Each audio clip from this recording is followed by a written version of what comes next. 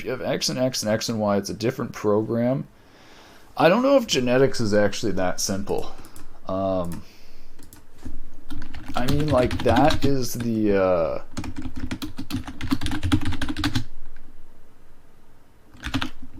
like, man, it's complicated. Like, going into, it's November 4th today? November 4th, 2021, I think. Is that the date? November 4th. Yes, okay. Windows is such a fucking wreck now, dude. Like, the calendar and the time doesn't even work properly. Such a shitty operating system, man. I wish I didn't need to use it to stream. So the chromosomes and stuff, we have just noticed those patterns, and the chromosomes are among like basically the X and XY are what we've noticed to be repeating among millions and billions of strands. It's like a repeating pattern out of a whole bunch of chaos. My theory, coming from computer programming, is that all of that chaos and repeating sections that we don't understand, or we don't know what they attribute to yet, those actually have a whole bunch of attributes to do with everything related to like gender, behavior, basically like everything about your biology. We just don't understand it yet. So like I don't think male and female is as simple as just male or female, because you can have like a wide range of hormones and different levels of certain things depending on which person you are, even though you're like both with an XX or XY. My view, I see honestly, is imagine if you were always around men compared to always around women. You know, you cannot kill insect and war uselessly. There are different hormones, those regulate your behavior, interests. It's really well studied. Yeah, but like your hormones change. So like that was the whole thing about the other the video you sent me a while ago about free will. It was like basically saying that the hormones are responsible for how you act, instead of suggesting that it's like we basically don't have the correlation does not equal causation. It's like just because those hormones are there when you feel a certain way doesn't mean those hormones aren't just like showing up when you feel that certain way. Like, for example, the brain, like the neurology and stuff, can actually trigger a bunch of hormones to be released if it thinks a certain way. So it's like not even dependent on just our hormones. It's how the man or woman thinks, which is like independent of gender.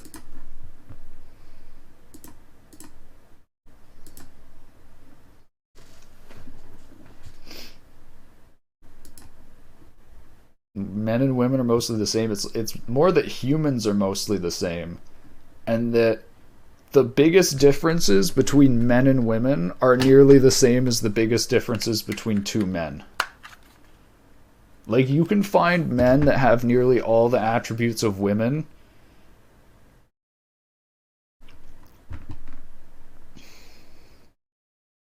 In Islam, they can both work and study within a certain restriction. Yeah, my point is that the restriction makes things less efficient.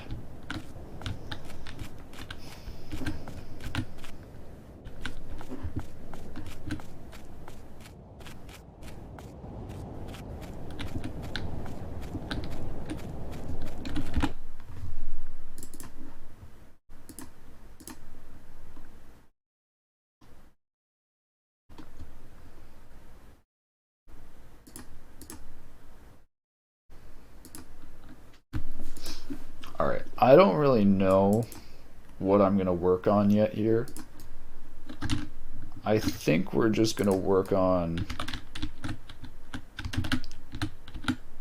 making sure everything is working fine.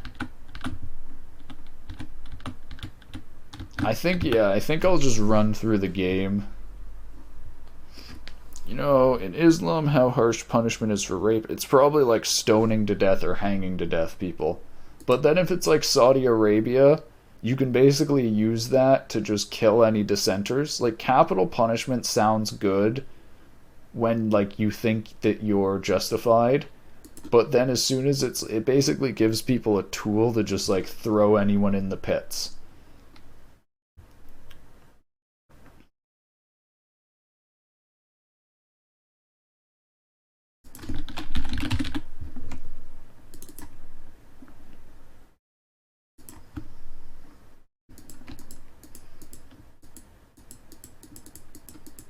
Holy shit, Unity just like froze. I guess it was just loading the script. Alright, so I still can't die. I need to fix that.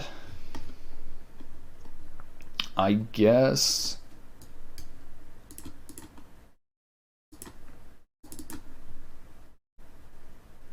I'll make sure the save system... I guess I'm just going to polish. Just going to go through and make sure everything's working.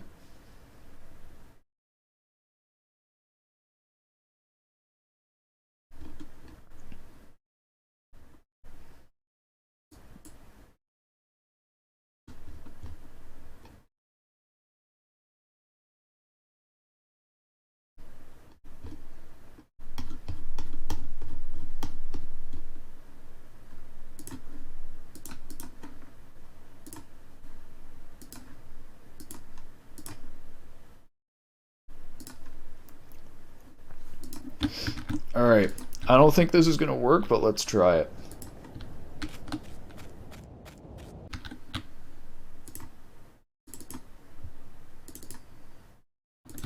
Index was out of range, must be non-negative. Here we go. We immediately got an error.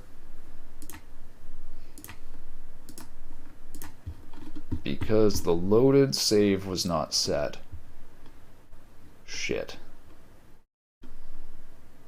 So I should probably check. I should probably set that each. This could, if I program this wrong, this could just bloat the save file and just keep creating new saves. So maybe setting loaded save to 0 here every time, just for now. I want to prevent mostly cheating, sexual mortality, save girl, like in this country or some countries, not saying Islamic countries are perfect, but they're certainly far from being good, many of them. I knew so young girls lost virginity stupidly. I knew a girl at 11 lost, and I still think about it like that boy also probably didn't know better, but both of them did that because we give them no value to that. In Islam, it's sacred. I think that whole thing of obsessing over it is exactly why they want to lose it at 11. It's like when you're so caught up in like this thing being so important. Like, have you heard of like in sociology deviancy? Like, it's human, naturally young humans will do the opposite of what society and parents tell them to do. Basically, like, if you make sexuality bad and looked down on by society, people will actually want to do it. I can't remember, but it is more common in young people.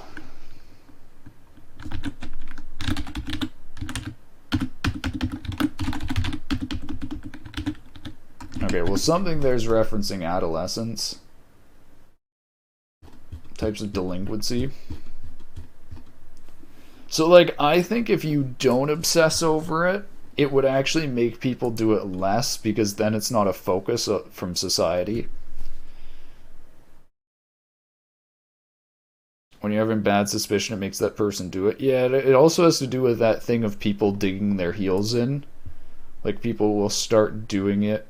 If they know that you don't want them to do it, people will just do it just to prove a point. I actually think it is more common with like parents and kids than anywhere else. There's something about family structures that makes people care way more about proving their parents or brothers or whoever wrong. The fuck, Index was out of range? I'm at what? Wait, what the fuck? Save equals -1.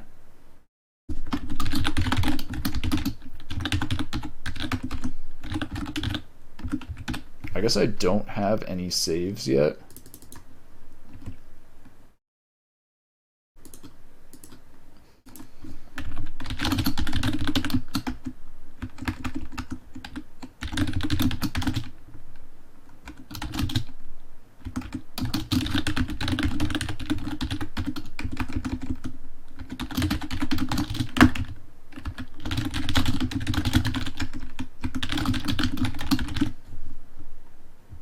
Should also not encourage it. See, I don't know. So there, Gen Z, like the new generation, is having less sex and doing like less drugs and things than all the other generations before. And I wonder if it's so you know how like pop music and all the rap music and stuff these days is talking about like drinking and sex and stuff? I wonder if this deviancy thing is happening but against drugs and sex. Because all the Gen Z people now are growing up with the sex and drugs being the norm. So delinquency for them and deviancy is not having sex and doing drugs. So the new delinquents and deviants are actually just, I guess, neats. Kind of interesting.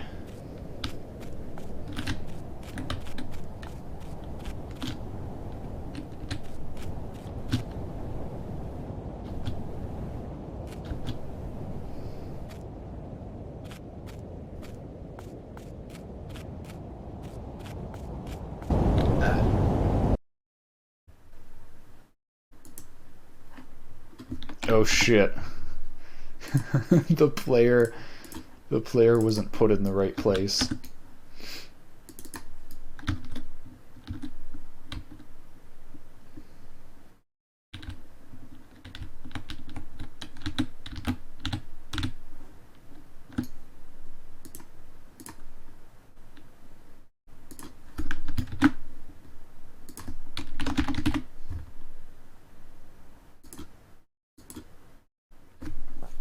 It's saturated in the pop culture now. Even rap itself a few years back, it was ridiculed. 90s, early 200s, it was ridiculed, the ones who rap about dumb shit like that. Yeah, I don't know. It was like, if you talked about like simping in rap, like that was looked down upon, but if you talked about like pimping out women and taking advantage of them, then that is like super popular.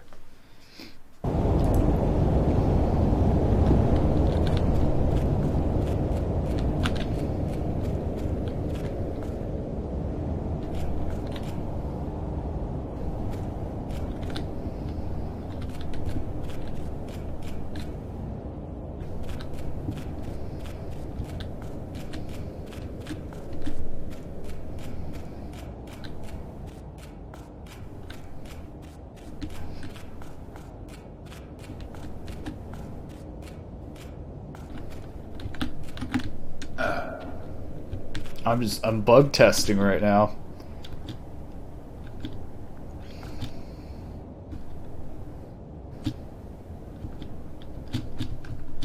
Making sure I can't go through walls.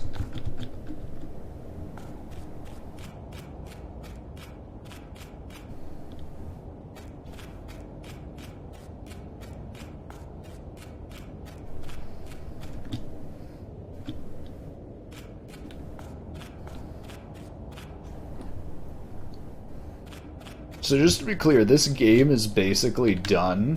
I'm just going through and polishing it now. I was saying how I wanted to get this done for Halloween and stuff. And then I was talking about on the last day, like October 31st, I was like, alright, I can either rush to get it done and put it out in a garbage state because I'm rushing it, or I could take the time to polish it and put it out in like November. And I decided to sit for a few days and just go, yeah, I'm gonna polish it, because I didn't make this game to rush. I made it to like learn Unity. Gen Z are more against pop culture. It's why they were rebelling, and the pop culture was so safe, and against all that, the rebels were the ones who were doing those things, smoking and drinking and all that.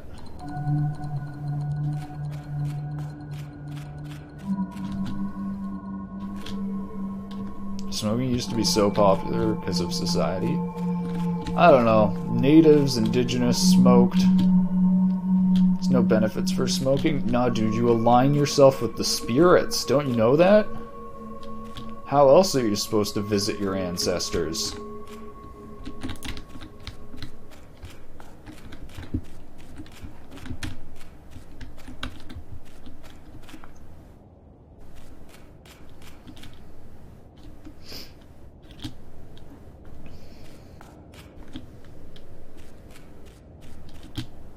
Actually, though, smoking does give people like a head rush.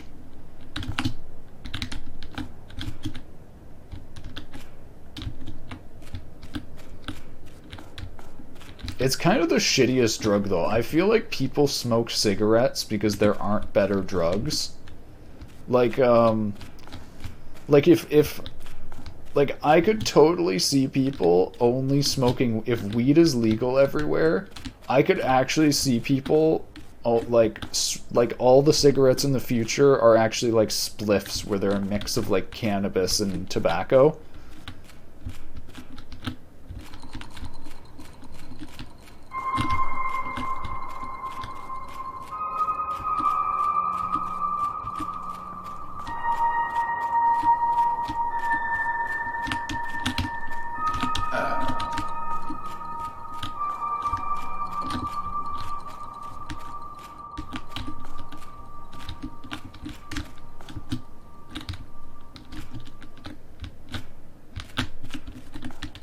I feel like I'm too good at this game now. I know how to dodge everything. Wait, what the fuck? Wait, hold on. Did I mess up the culling volume? Is that what this is? This must be the culling volume.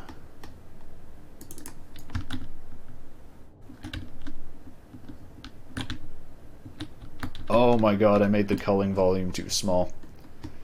The player walked out of the culling volume and the lights disappeared. God damn it. Alright, we're gonna fix up the game, and I actually want to do something when I play from the beginning where I time it. I just realized, how long is this game?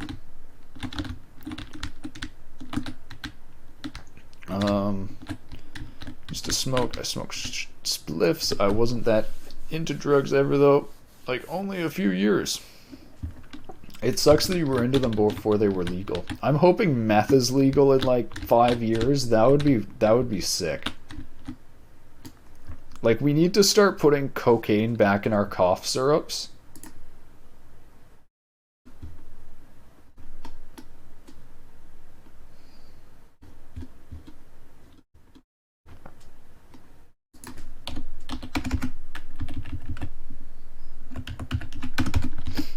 I ordered LSD using Bitcoin. Did you actually receive LSD? Or did you just spend Bitcoin and get nothing? That's pretty cool.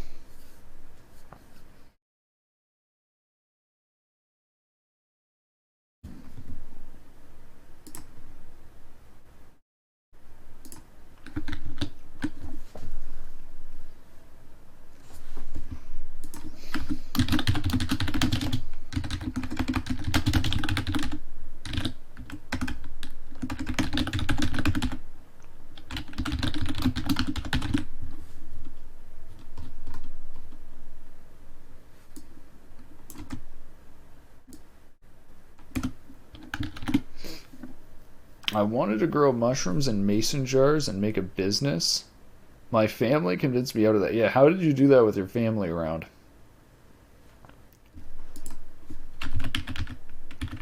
Mushrooms are really weird now. Like, it's legal in Canada, but only if you take under like a half a gram of mushrooms. So people can technically just order like micro doses where you just order little capsules, but then you take like 10 fucking capsules. Like, I actually don't get why we don't just like legalize drugs at this point and then we just collect the tax dollars. Like, at this point, we're almost there.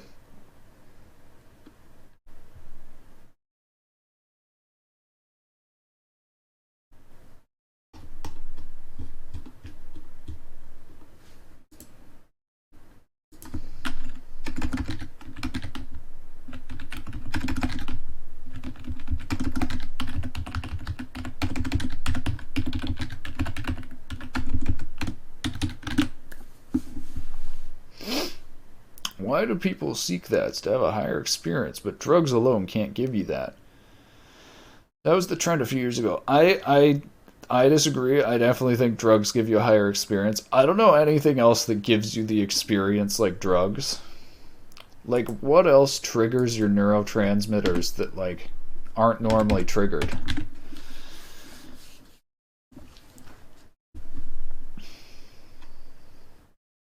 Like, I guess that's why drugs are evil, because they, like, corrupt you and they trigger parts of your brain that would never, like, be triggered naturally.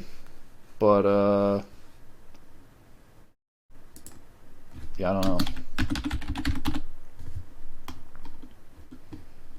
I feel like if you tell someone going off a cliff will kill them, and then we could just show videos of people like withdrawing from heroin and stuff and them dying and be like, this is what happens. Like, you show people falling off a cliff, and then if people still go off the cliff after you show them that, it's like, well, fuck. But then the deceiving things about drugs is it's like if people don't think they're going off a cliff because they accidentally got fucking, but then they accidentally got fucking fentanyl and they just go sliding off the cliff, that is not cool. That is not cool. So that's why I think with legalization, you can at least put a gate around the cliff, or you can say like, hey, like basically with legal drugs, people wouldn't just be getting fentanyl. Or if you were getting fentanyl, you would actually get it under like proper dosing. When I first took LSD, I didn't watch porn for like a week or two. That's new.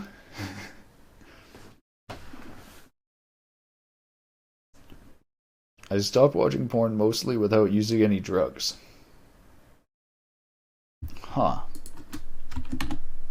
That's actually interesting because LSD is tied to. They've said LSD helps prevent like alcohol addiction and stop alcohol addiction.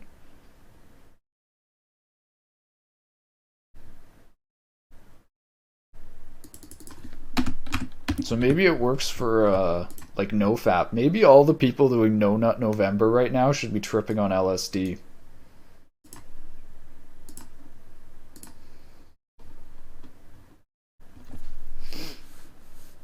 I couldn't watch it. I was disgusted. How did that disgust you?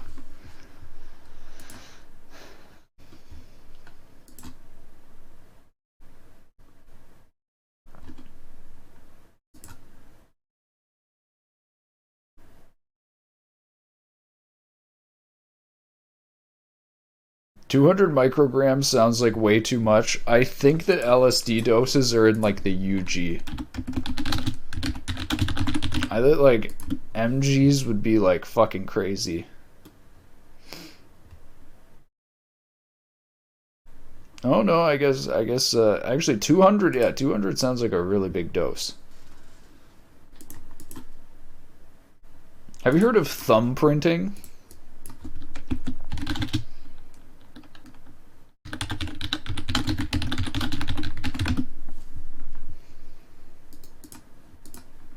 Holy shit, I just found a thing that says man dies of LSD overdose.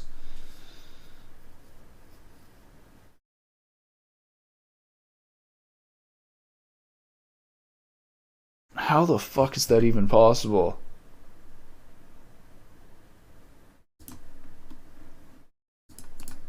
He would have to take like 10 kilograms of LSD. Like, what the fuck?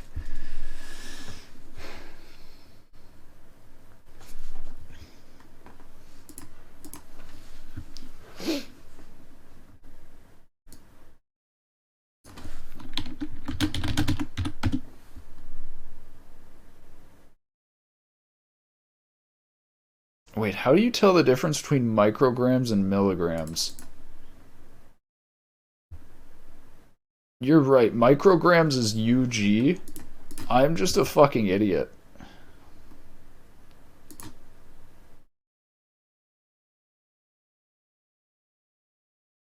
Okay, yeah, I'm an idiot. Micrograms is UG. I confused milligrams and micrograms.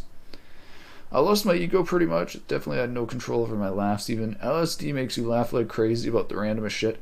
What is your ego then? I have a hard time even identifying like what is ego.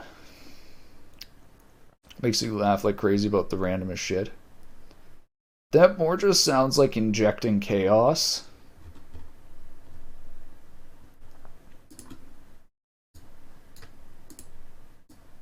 I'm open to the idea that the id and ego is like an outdated psychological concept of black and white that doesn't accurately represent the systems in your brain.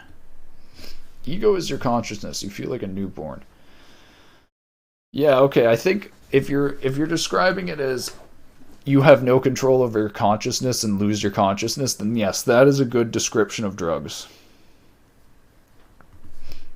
Didn't know what I was doing. Drawings on the walls were animated. That is fun. But yeah, that sounds like if you added chaos.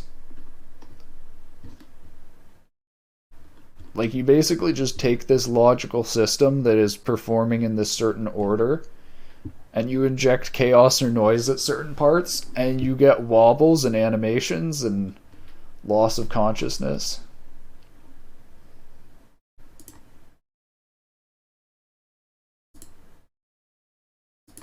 I'm like checking over this code over and over again. I'm like skeptical it's right.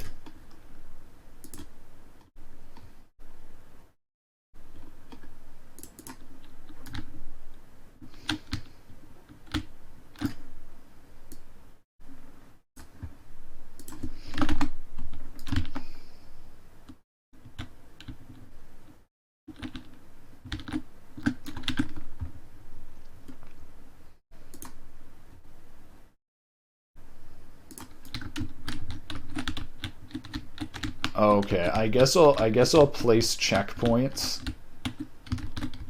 If I'm gonna place a checkpoint here, I'll put a checkpoint in other areas.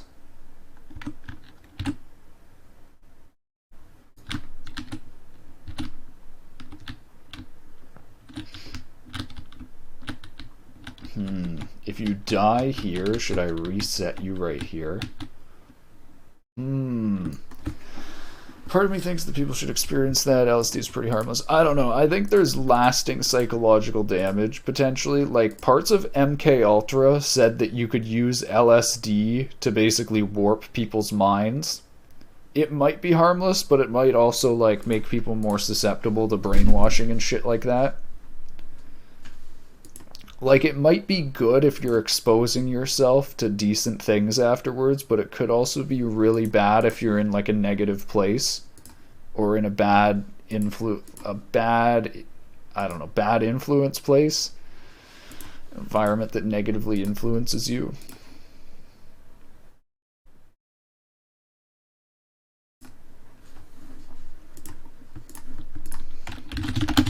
Yeah, what's the LD50 of LSD? Um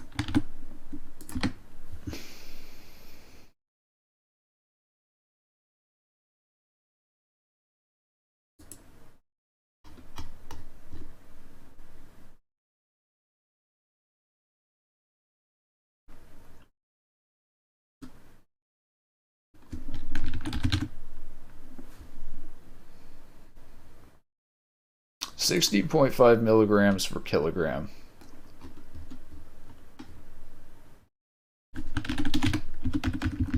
How do I, man, when do I know? Okay, so that is a lot. That is like a fucking thumbprint times like, yeah, holy shit.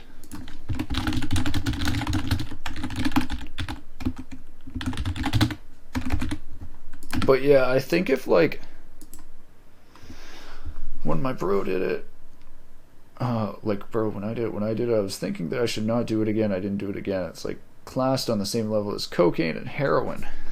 Uh, yeah, I think it's like, I think for studying, drugs are probably one of like the most useful tools we could have for studying the human brain.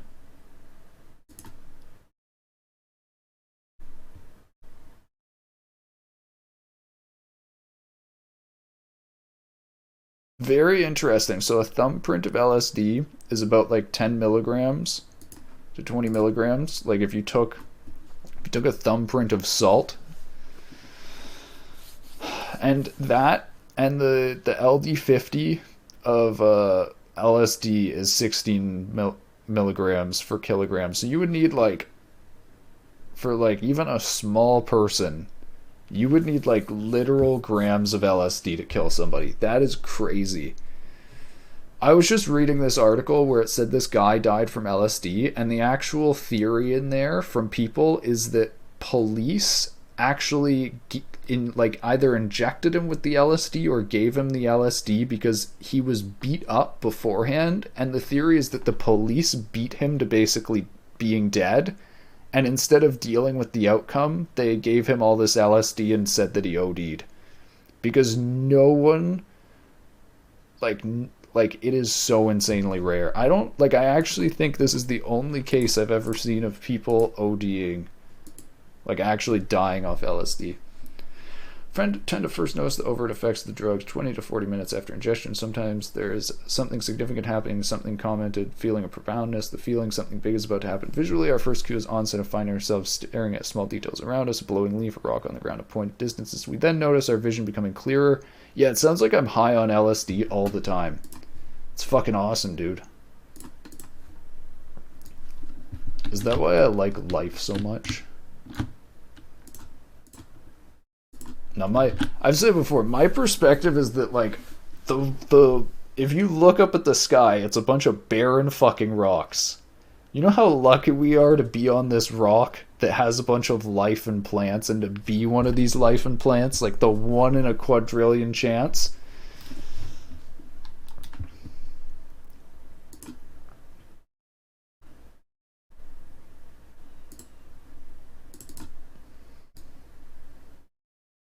I'm just thinking, how much do I want to go through adding to this? I guess I'll just add checkpoints. It's the main thing I need to add.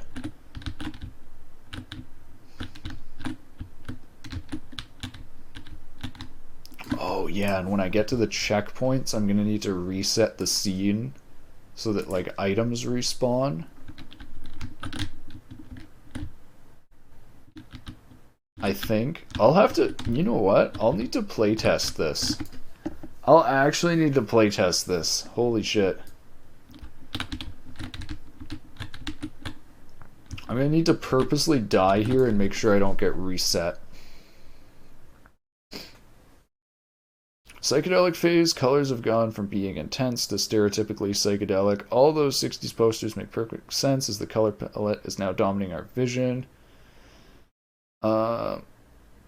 Looking at a white cell phone screen is shocking as it rapidly changes intense colors. Emotions may be strong, things may feel to be happening quickly, like on LSD you cannot look on screens. The things happening quickly is interesting. I think they should say that it changes your dilation of time. I think that is the most terrifying thing about psychedelics, is if anything, you know, like the idea of a hyperbolic time chamber where like normally when an hour passes by, like maybe time feels quicker. Maybe you're having a good time over that hour and the hour feels like 20 minutes. Psychedelics, as far as I'm aware, can actually completely warp your time dilation. Like you could be tripping and feel like you're tripping for like an hour and it's actually like 2 minutes, which is honestly terrifying if you consider being stuck in a bad trip like that. Like, holy shit, it can get really bad.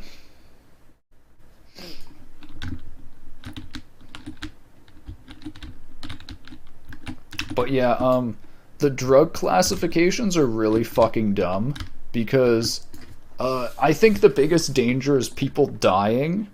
And when you look at people dying from like heroin and stuff, most of the time, like people do heroin and are completely fine. When they OD, a bunch of times it's because it's like the reason they OD'd on heroin isn't because they're doing heroin. They've done like, okay, I guess it is. If they didn't do heroin, they wouldn't OD. But these people, a bunch of people, like, do heroin for, like, hundreds of times. And then one fucking time it has, like, fentanyl or it's, like, a stronger dose or something and they die because it's not a regulated dose. All of that could be solved if you legalized it and provided people with an actually like stable source that would like not have high amounts of like random shit in it. And then you want to hear get this. So withdrawing off heroin, I might be wrong about this, but I'm pretty sure like even on heroin it is very rare to die off withdrawals. Like when you stop doing the drug, it is insanely stressful for your body because your body's metabolism is completely shifted to suit the drugs. And like even like heroin, which is arguably really fucking bad, people rarely ever like barely ever die off withdrawals. And you know what people regularly die off of when they withdraw off of? It's the fucking legal drug, man. Alcohol. Same with benzos. People, the like two drugs you can regularly die off of when you're withdrawing, alcohol and benzos, are two like, alcohol's legal and benzos are like one of the easiest like they're like one of the most commonly prescribed drugs. Like our perspective on drugs as a society is so fucked up and backwards. It's like, yeah, like fucking humans, man. Many scientists used to take LSD. Yeah, like the first scientists who discovered LSD definitely took LSD. Like that's how the guy discovered it. That's the crazy thing about LSD. You can absorb LSD through your skin. So like someone could like tab you with LSD, like put a sticker on your back or some shit, and you could start tripping. It's actually kind of cool. Someone showed me a video on his phone of his friend rapping when I was on drugs, and I thought he's imitating an animal sound or something. So didn't understand English. Like Lyndon Meyer, fractal phase. Sometimes before or after the psychedelic phase, we experience a fractal phase where geometric patterns begin to appear. Seem very beautiful. One may notice the weave of cotton sheets, the patter of rattan furniture or roofing tiles. Those who were in the 60s or 70s studying fractals. 100% they were tripping on LSD. Caused by LSD, makes you see fractal nature and patterns in nature. Yeah, you know, did you know, like, the word fractal has lost its definition? Like, fractal actually means the amount of curvature when you're measuring something. Like it was used for measuring coastlines and mapping for geography. Most of the time these days, like, I think when you say fractal, you mean recursive and repeating. Fractal doesn't actually mean like recursive or repeating or any of the stuff you see on like Shader Toy. People just call it that because it's like a buzzword. It's kind of funny.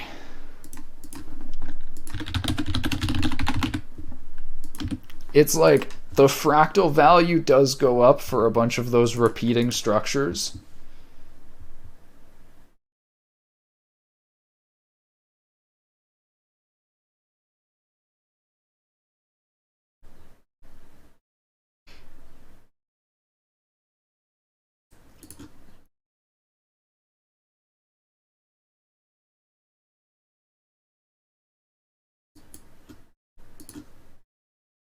Okay, this is actually so funny.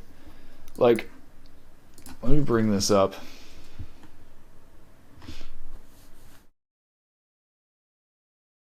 It's not only imagination, yeah, roofing tiles, even house architecture, you can notice those patterns. I think you could make those patterns if you have a,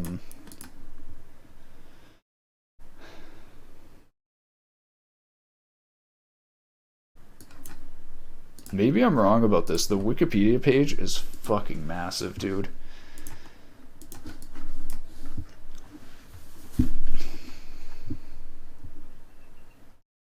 Fractal is a subset of Euclidean space with a fractal dimension that strictly exceeds its topological dimension. Fractals appear at the same scale, different scales, as illustrated in successive magnifications, often exhibit similar patterns. Okay, so yeah, self-similarity, but the actual measurement of fractal dimensions is the measure of roughness. It has like nothing to do with self-similarity. It just happens to be used with self-similarity a lot. Makes you see a different world. Takes away your mind filter. I don't know about that. I think it's different for every person, and that's like the good thing and the bad thing, because some people can have really bad trips, and other people can have eye-opening experiences, then other people just like, I guess it's like normal. A fractal tree. Oh, dude. I made one of these the other day. I was doing some shader programming again for fun. I wanted to see if I could do a tree shape with just mirroring and rotating. I actually got pretty close. It is not actually like a tree. Like it's this kind of weird recursive structure, but it does match a tree in a way.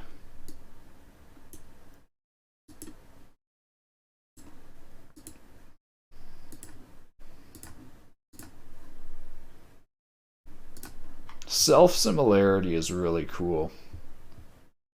The word fractal often has different connotations for the lay public as opposed to mathematicians, where the public is more familiar with fractal art than the mathematical concept. Yeah, that's kind of what I was saying. Take away your mind filter. For me, it was a bad trip. I mean, partly that's beautiful.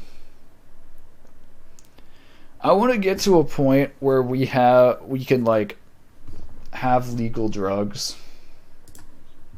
That would be really nice for society to just like openly talk about people's brains and things. Because I feel like that would also like start the conversation of people talking about mental health and things. I think it could be really good.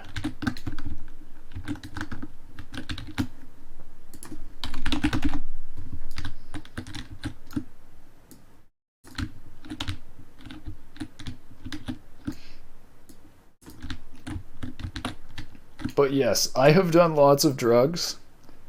I definitely, I don't like saying that I think people should take them. I like saying that you should be open towards the idea of it, and then like people will generally end up taking them anyways when they go through like stages of their life and stuff. So I just kind of leave it up to people. A bunch of people end up taking drugs even if you don't tell them to.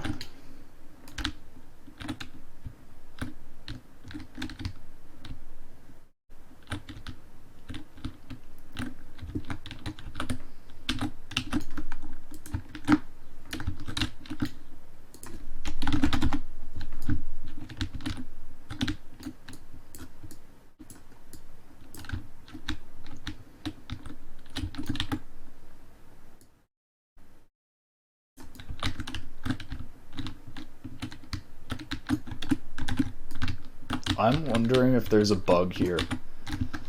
Like if someone could jump over that. No, they couldn't jump over this. Never mind. It would be good. Okay. Oh man, this is actually a good thought process of where do I want... Do I want to put a checkpoint right before the boss? I probably should put a checkpoint right before the boss.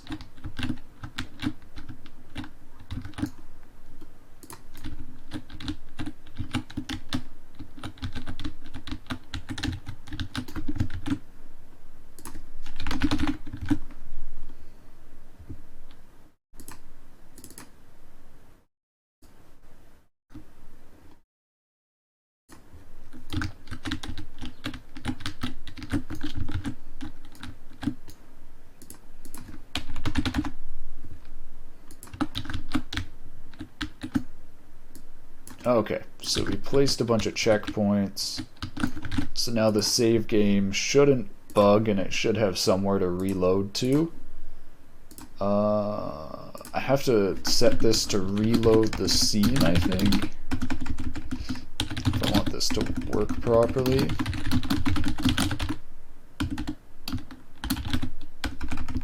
I think my issue with telling people to take LSD these days is I honestly don't believe that LSD is like around that much. Like it's a bunch of like research chemicals and like LSD, like I don't know how to describe it, like stuff that isn't LSD that people think is LSD because people don't do like people don't use drug test kits. And it's like I think it's ridiculous to like if you said, for example, like someone should go and try LSD, you should like saying this is my whole like thing of why drugs should be legal. Like you go and say, oh, go do heroin or go do LSD, but the actual danger, like we give morphine and heroin to people every fucking day in hospitals. Why isn't that considered evil and super bad? The answer is because we're giving them a dose that doesn't kill them. Like basically it's also like we know that we're giving them morphine because it's made by a company and has regulations and things. It's like legalizing it. We could actually say, oh, you don't need to, like, having to even say to people, oh, you should test these drugs because they could have, like, these contaminants or they could be laced. Like, that whole problem is solved through legalization and actually having regulations instead of just blanket bans and regulating. Heroin is bad outside anesthesia. I don't think so. I think it's. I used heroin as an example because it is not neurotoxic. It is like when you just give people morphine in a safe dose, there are no lasting effects besides withdrawals. Like, as far as I'm aware, the worst effects are your metabolism snapping back after being addicted to it.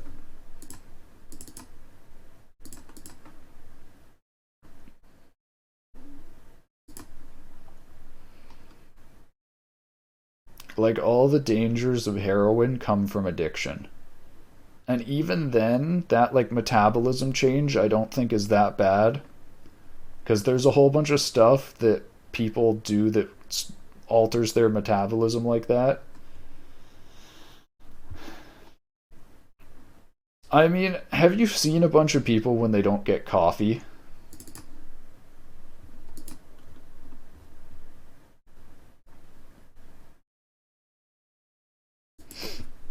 I'll suggest any drugs. I think we should live without it. There was times where nobody knew about drugs or used any drugs. I think they used drugs and they didn't realize it. Like a bunch of the early people were apparently like what was it called? Fuck, what's it called? Ergot Poisoning. A bunch of people were supposedly mad and crazy because apparently ergotism was like very common. Oh yeah, ergot is the thing used to make LSD, by the way. So this is actually completely related to that. In history, epidemics of the disease were identified through history. Rye, the main vector for transmitting ergotism, was not grown much around Mediterranean. He found earlier references for the year 857. In the Middle Ages, the gangrenous poisoning known as Holy Fire or Saint Anthony's Fire were named after the Order of Saint Anthony, who successfully treated this ailment. Yeah, wheat fungus. So this is technically drugs. So like anything that you ingest that causes what is it called? Psycho something effects. Like psychosis or any of this shit. Wait, why the hell does it have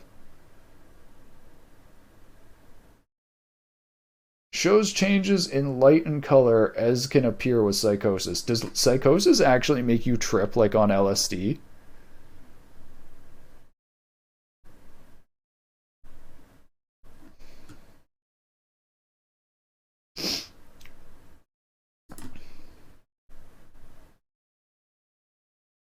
May form simple sensations or more detailed experiences.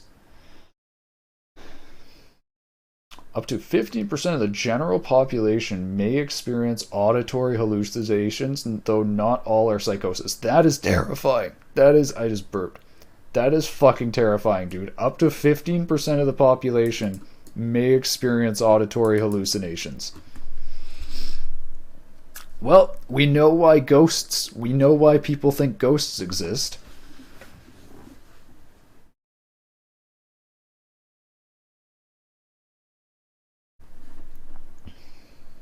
There's a song that really shows what weed slash LSD. I think if you want an experience, you should read Arrowwood. It's probably like I think if you're gonna do any drug, you should read Arrowwood.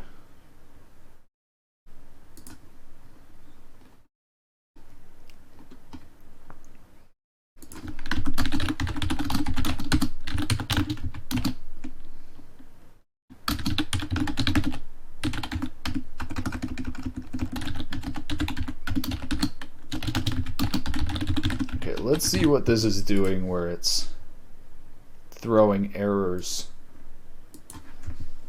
I think there's probably some shaders on Shader Toy that show what LSD feels like. Oh, is this a Deep Dream video? This looks like it's using like Deep Dream. Yeah, okay, I'm not gonna show this, but I actually think this is using like Google's Deep Dream. Like, wait, hold on. Maybe my shader counts as what LSD looks like then. Technically, I think I made a shader that looks like LSD.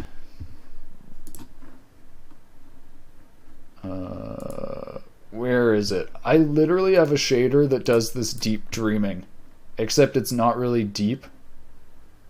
So do you think this is like LSD then? Because this is the same thing but with a small neural network. It's a 3x3 neural net back propagating to make this look like tropical birds. Which with 3x3 it barely has any patterns, but you can kind of see.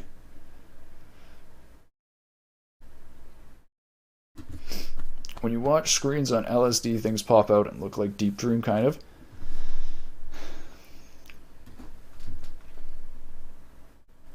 Yeah.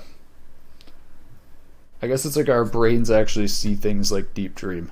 I like this. This is an example of the butterfly effect.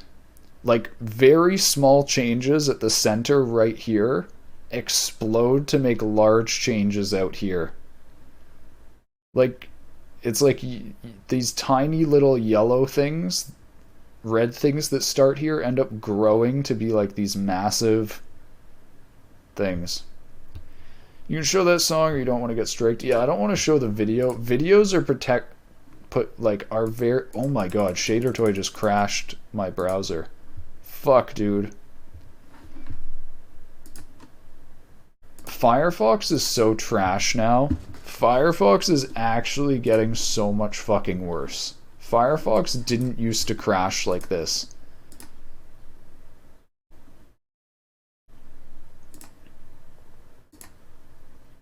But music videos are really sketchy. They normally have like nudity and shit. And like you just like you do not know what's in a music video is more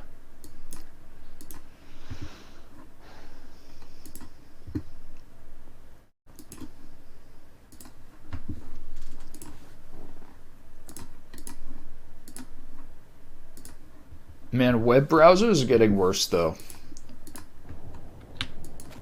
Hold on, let me see if this crashes. Save equals 0 equals 0. Shit. Yeah, I think that's like the Deep Dream stuff.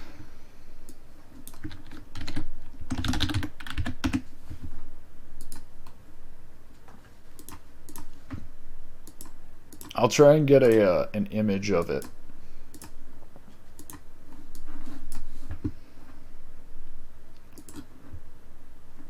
I don't know if this is exactly what LSD looks like.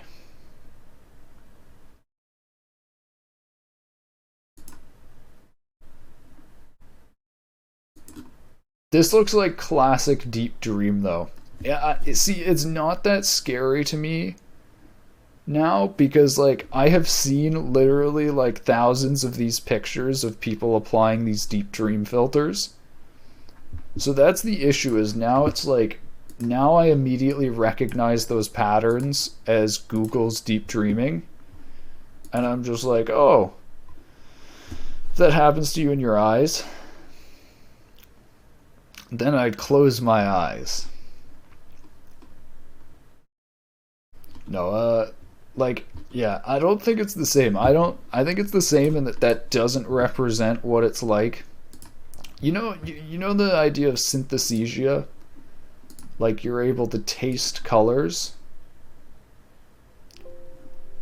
I think part of the stuff looking different in LSD isn't even necessarily it looking different, it's that it, like, triggers different senses it normally doesn't. So, like, you looking at something may not even be looking at, like, visual patterns, it may be, like, feeling them with other things that don't normally trigger those.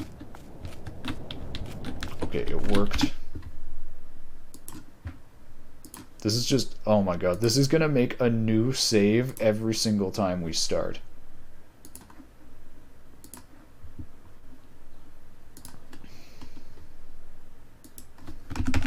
I guess I'll set it to 0.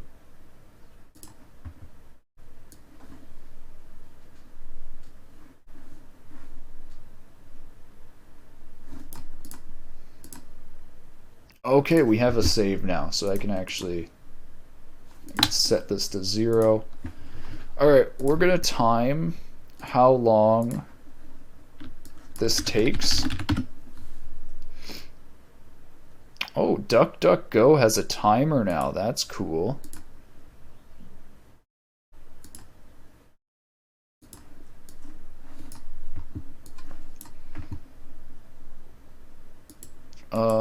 Is there a way to have it count up?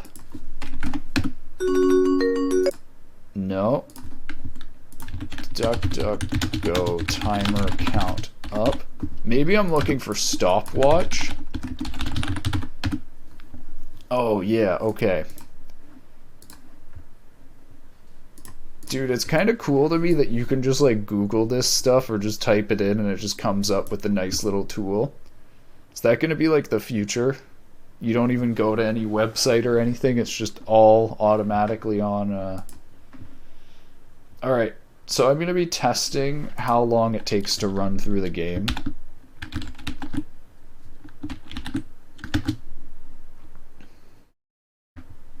Because, I don't know how long the game would take. And I'm kind of interested. Did I just break the Unity editor?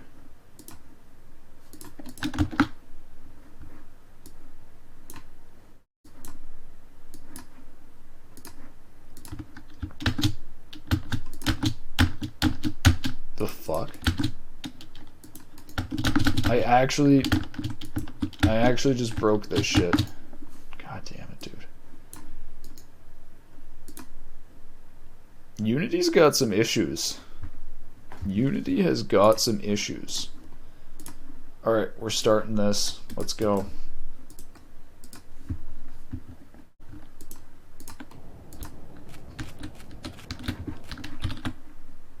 Index was out of range. Must be non-negative and less than size of collection.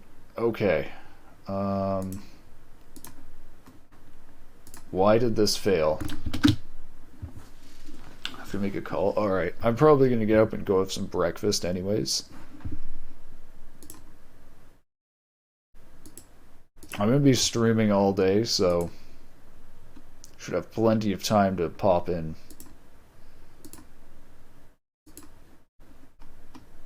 Oh, I have to enable this by default. Okay, I have to enable this so it loads the save file.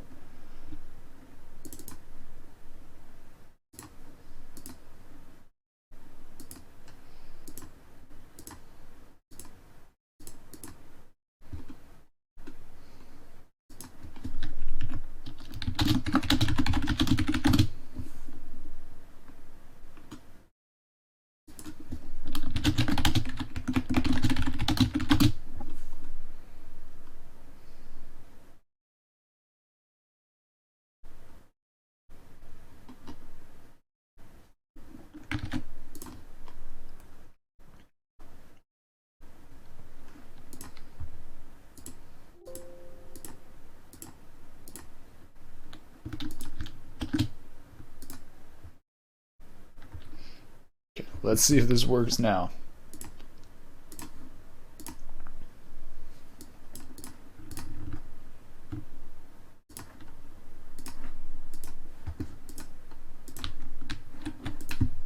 Holy shit. Oh my god. Oh my god, I set up sensitivity and I never tested it. And it just now applied. Oh my god. So I added all these options. Okay, never mind. I just realized what we were doing. Off stream, I added all of these options and I added an option menu. And then I never tested it or debugged it. That's what I was planning to do on stream, and then I completely forgot this morning. Alright, I'll be right back. I'm gonna go get some water and some breakfast.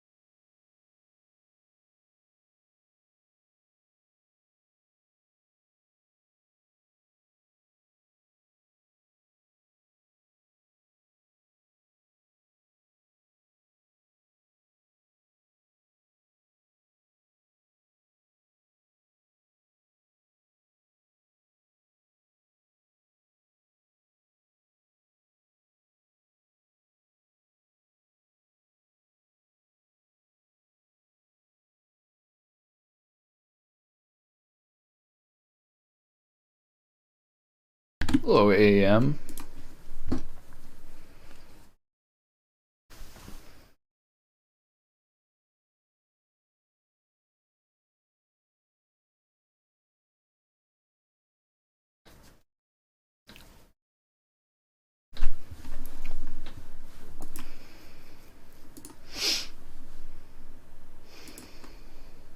Okay. So the question is, do I want to add the options menu to all these areas? I don't think I do. Sensitivity.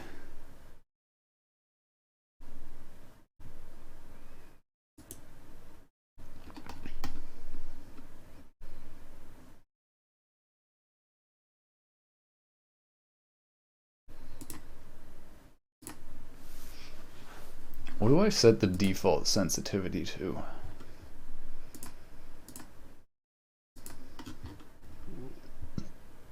0.1.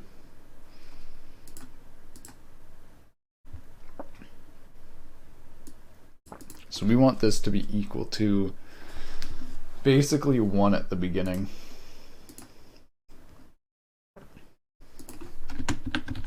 I don't know if I want to try, like, I actually shouldn't. This is already set. I'd have to delete the save every time, but I want to try to find a value. I guess I'll just have this set to 1 at the beginning.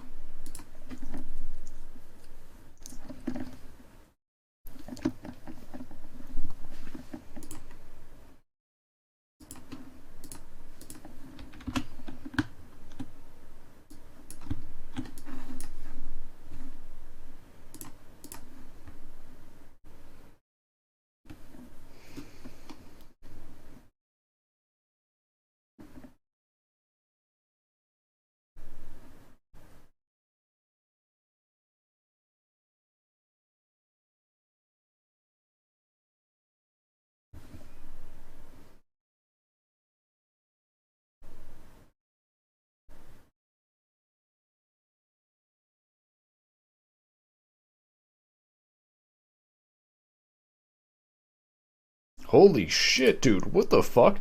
YouTube is literally like going full authoritarianism, man. What the fuck is this? Raise authoritative sources. Are you fucking kidding me, man? Actually, fuck this website, dude. Fuck YouTube. We're going on SoundCloud.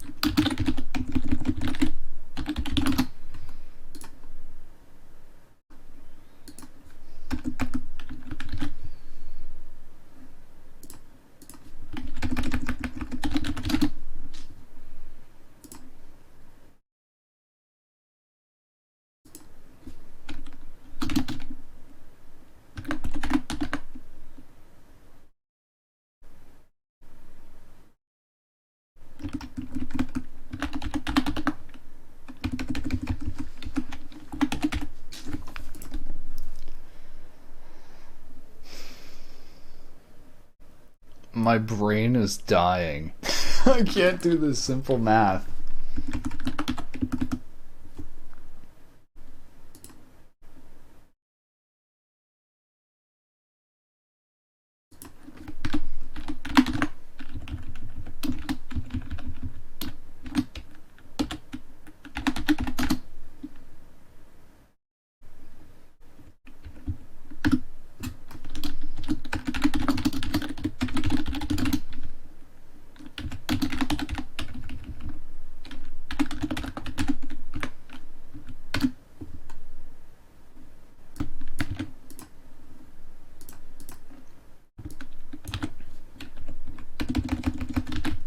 Magic numbers.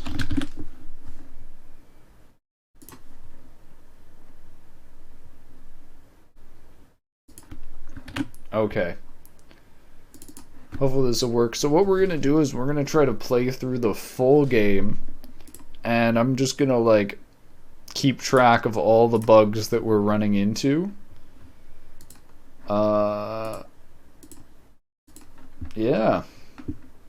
And I'm also going to start a timer or stopwatch because I want to see how long the playthrough takes.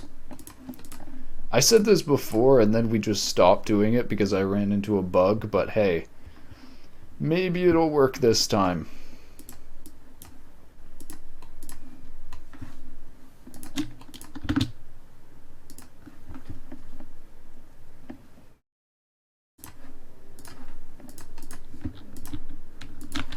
Okay, so the sensitivity is still super low because I'm an idiot and I didn't actually change anything because I didn't reload the save.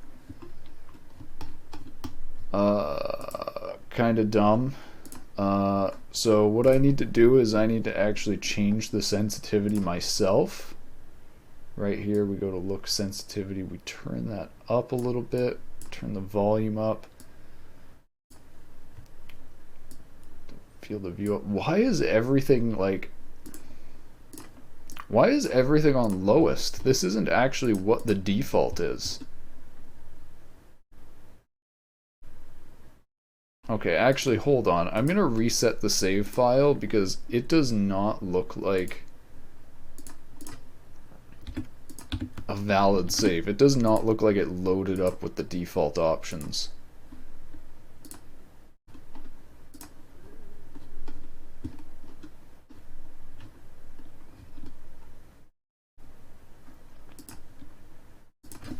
So we're going to program this so that if a save already exists,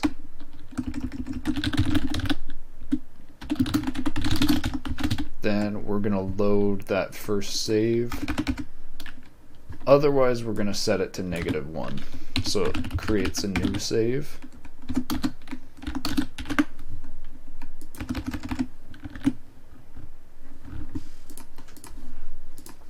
Okay, so you know what? I'm not going to start the timer. I'm just going to click play and see if this works.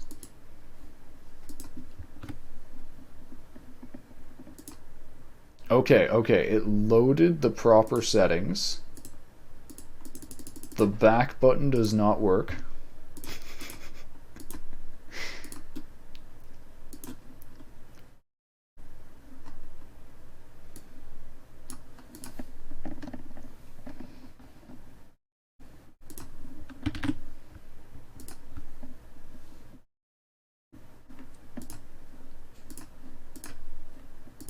We're going back just to make sure.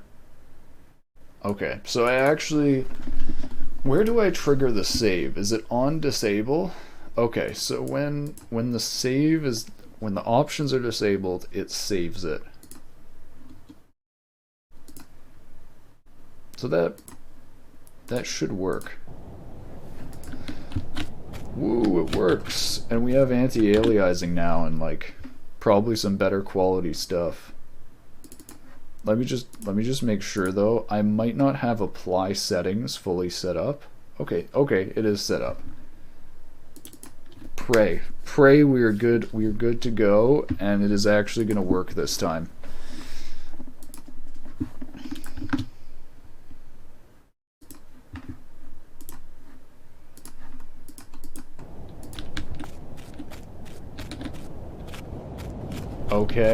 Okay, we've got a mouse cursor in the middle of the screen, which is not amazing, but it'll work.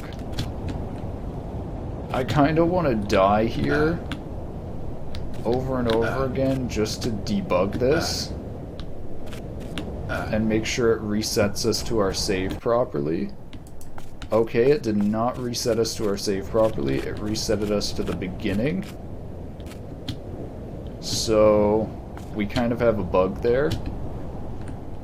I think I reload the scene and then and or I set the player's position and stuff, and then I reload the scene, and that's my issue. I need to reload the scene and then set the player's position.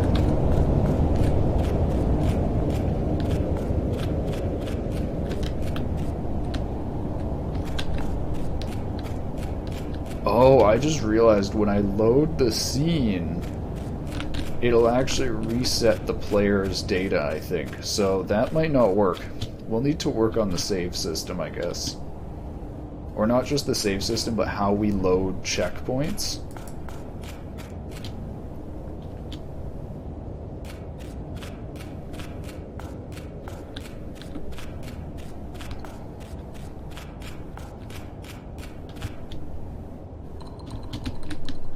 Are you fucking kidding me? I didn't make it.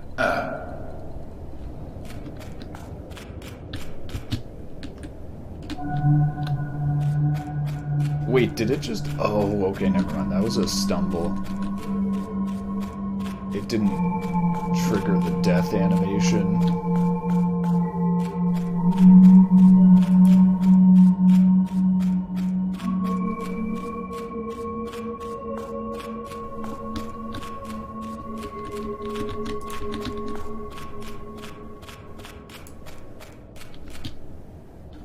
Also, maybe I should make the reticle bigger.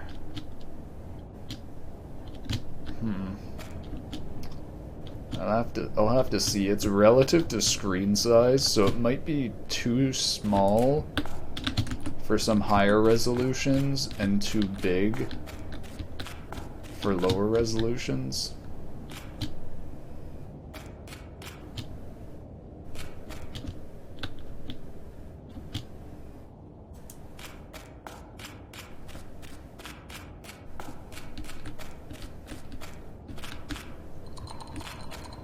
This is also going to be testing to see, actually, I'm probably going to die here. I'm probably not even going to make it.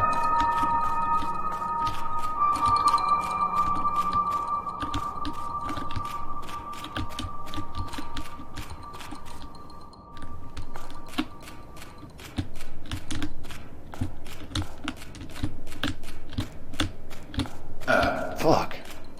I am straight up gonna die here.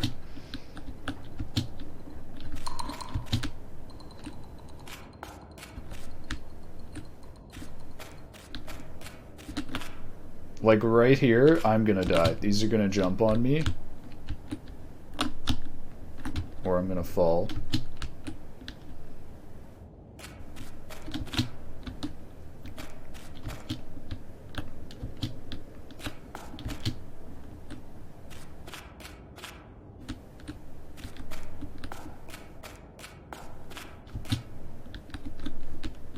Oh my god.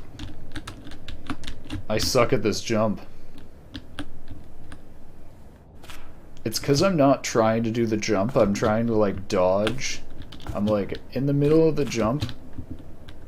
Oh my god, I just realized one of these just jumped at me and I forgot. Dude, I'm already forgetting where I placed stuff in this game. Oh my god. Maybe I need to... God damn it, dude. Maybe I need to move that and make it easier.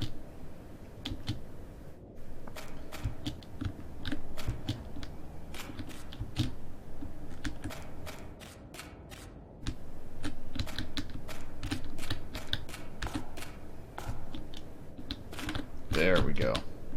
Yeah, fuck, I died. Right away. Alright.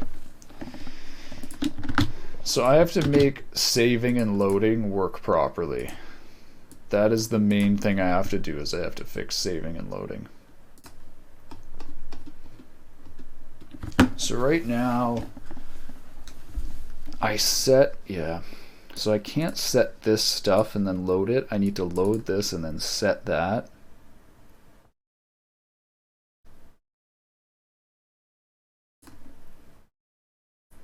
I wonder, I guess this calls load scene. Does it not exit out of the function until it's loaded? That's my question. Load scene, does it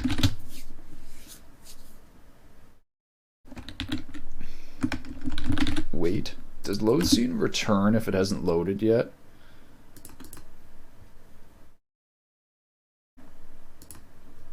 Load scene, wait until loaded.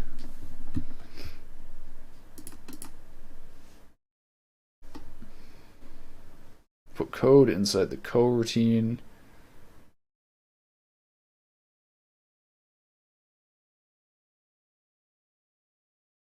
Make sure your mono behavior script survives scene reload. Okay, yeah. So I'm gonna need something here, maybe just like a static variable of like loaded save.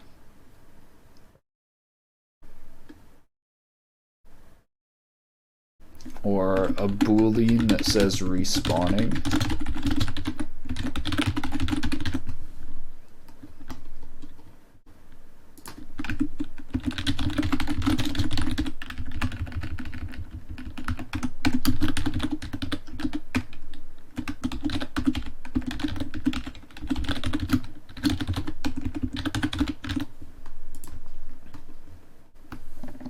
So then when respawning is true, we reset stuff here.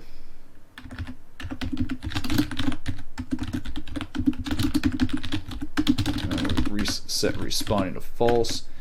And this is where we do all the stuff we previously did in die, where we reset the transform.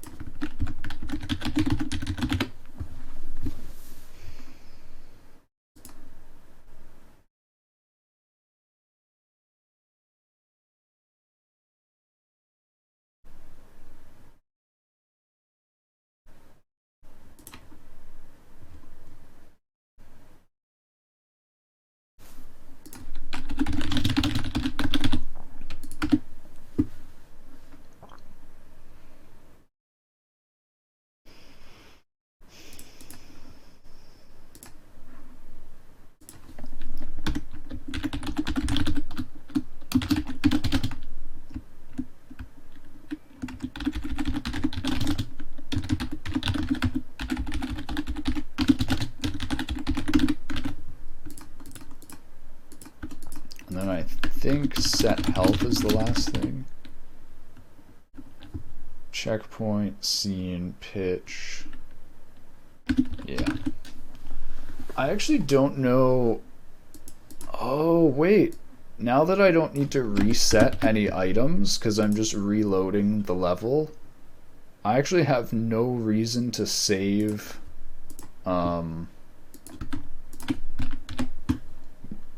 no reason to save the checkpoint because we have all the data we need.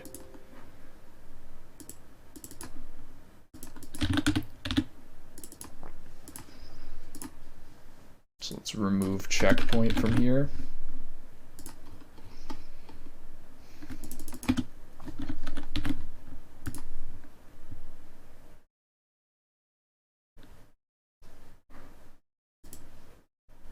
All right. Let's check and see on the first level if the checkpoint works. It should work.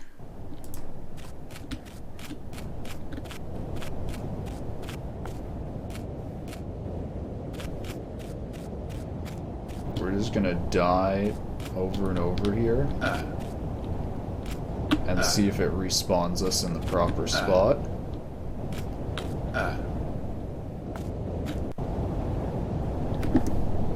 Interesting. Where did this put us?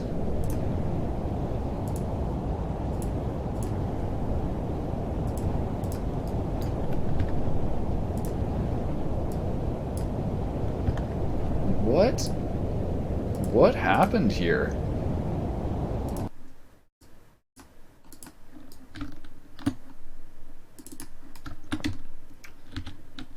Wait a minute, are there 2 players?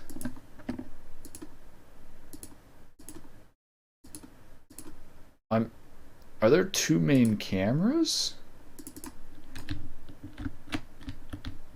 I'm actually so confused. Why is the main camera in a different spot than the player? This does not make sense. Oh, this is... wait, never mind. This is supposed to be like, rigid body transform.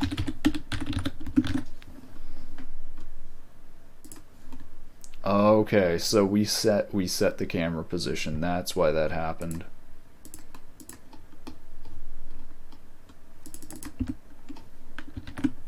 Okay.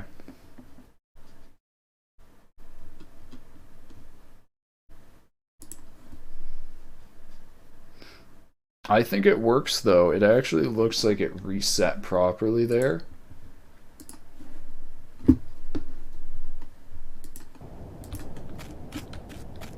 I don't know why, like, see how the mouse is in the middle of the screen? I don't know why sometimes the cursor.visible equals false works, and other times cursor.visible equals false doesn't work.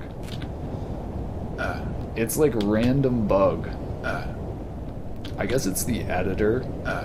Unity's editor is really in a sad state. I mean, honestly, all the engines are kind of in a sad state. I was looking at Unreal Engine the other day, too. Well, while I was off stream, I was like, well, I've spent this time learning Unity, and I previously did work with Unreal Engine. How is Unreal Engine doing now? And one of the big things I wanted to look at was Linux support, because I said part of the reason I'm using this universal render pipeline in Unity is because it can support Linux, and I've tested it on Linux, and it works on Linux, even on like older graphics drivers, which is nice, even on like shitty Mesa drivers. Like, it has really good fallback support. Really good cross... It's called the Universal Render Pipeline, so I gotta give Unity props, because it actually appears universal to me. I was looking at Unreal Engine, and it seems like Unreal Engine still doesn't really support Linux. Like, they say they support Linux, but then if you try to run Unreal Engine games on Linux, it does not work that well.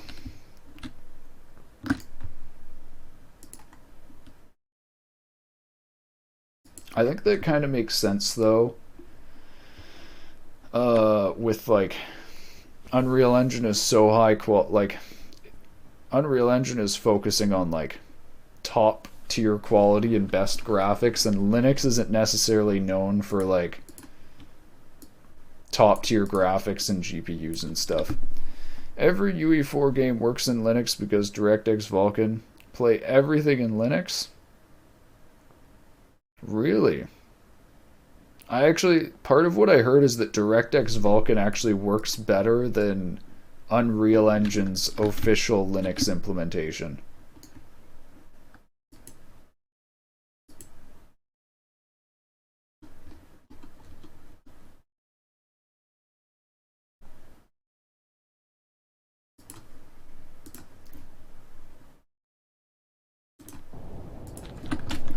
I'm actually not sure what bugged out here. Like, do I have... Is it the issue that I have the checkpoint too close to the house? I guess maybe.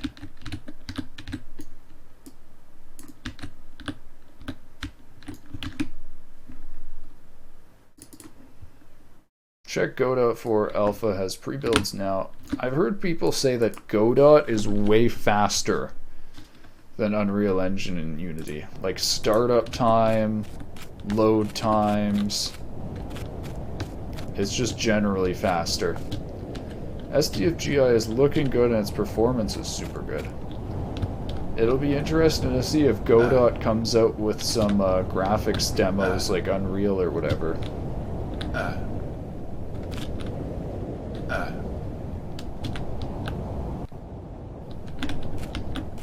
Hey, it worked. Alright, we actually have a saving and loading system. now we can actually test.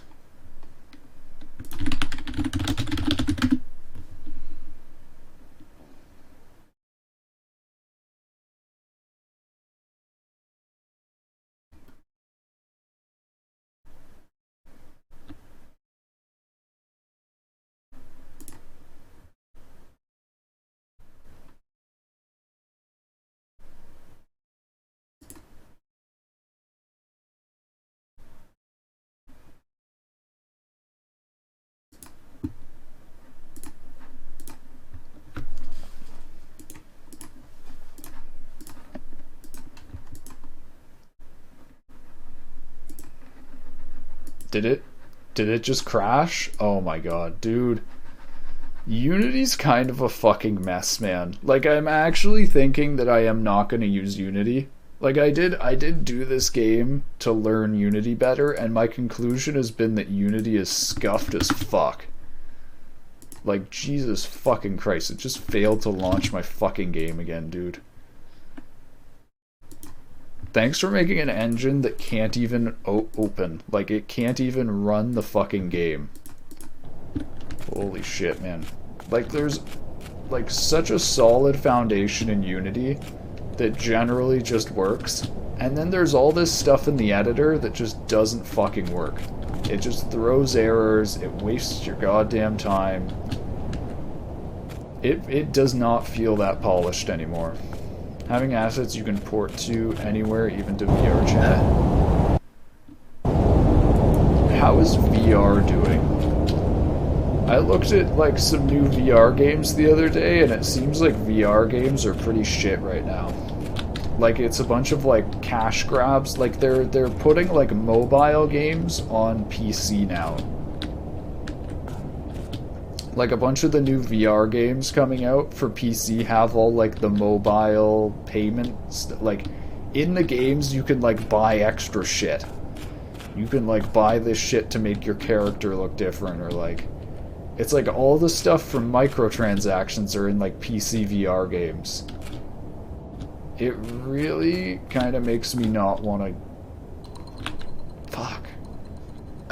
Why do I suck so bad at my own game? Maybe I should make this easier.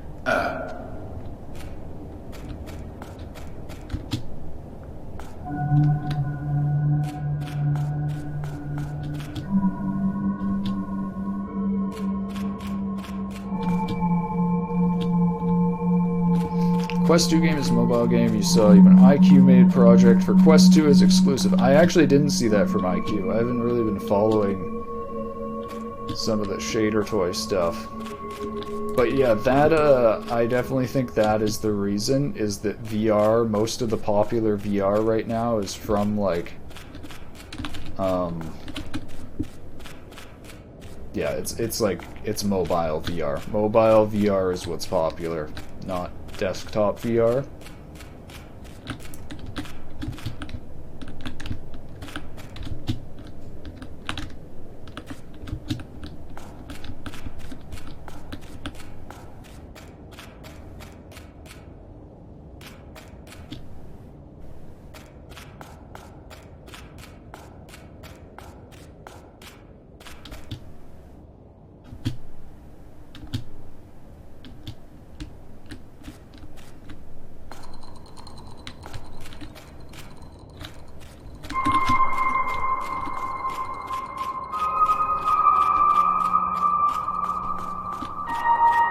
Oh my god, I just realized where I put the... Okay, I guess I'll try to go through this, but I just realized where I put the checkpoint in this level will actually soft lock me. If I die, I will get put behind the bridge, but the log for the bridge will respawn.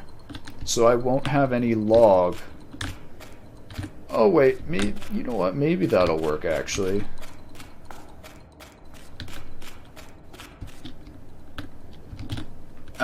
Fuck. I'm gonna die here anyways.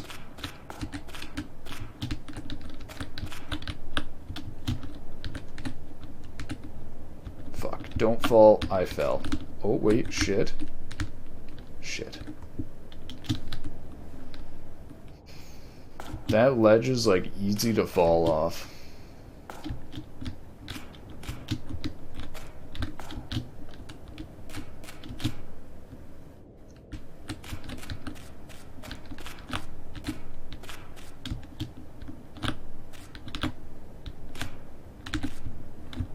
Oh my fucking god, dude, I suck.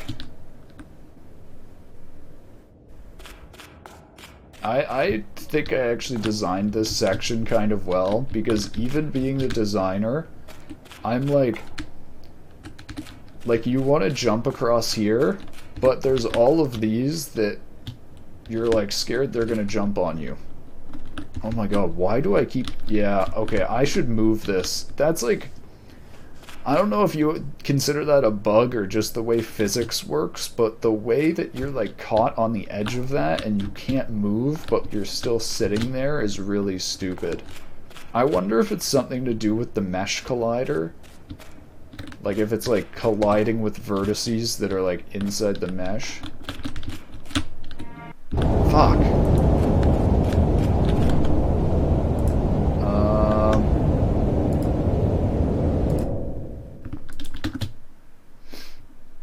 I'm confused.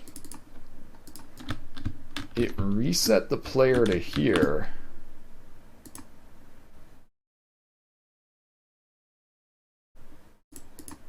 What about this checkpoint here? Did it just completely...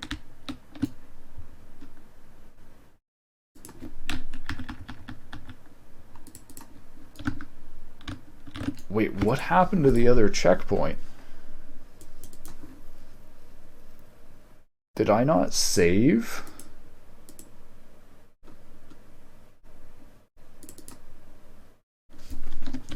What? I placed a checkpoint like right there, or like right here.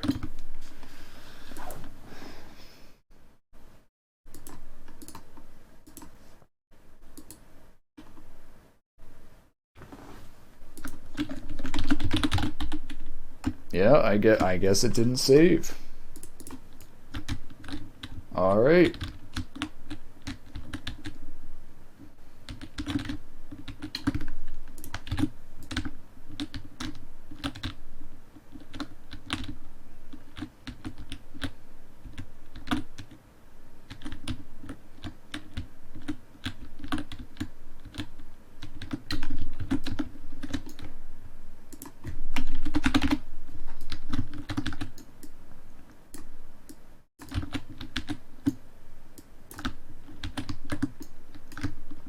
But yeah, like I was saying, I'm looking at Unreal Engine. Honestly, doesn't seem that nice. The issue seems to be with Unreal Engine is they make these claims like it supports Linux really well, but then the Linux builds don't perform that great. And for example, like Epic Games' own games like Fortnite, they don't support Linux.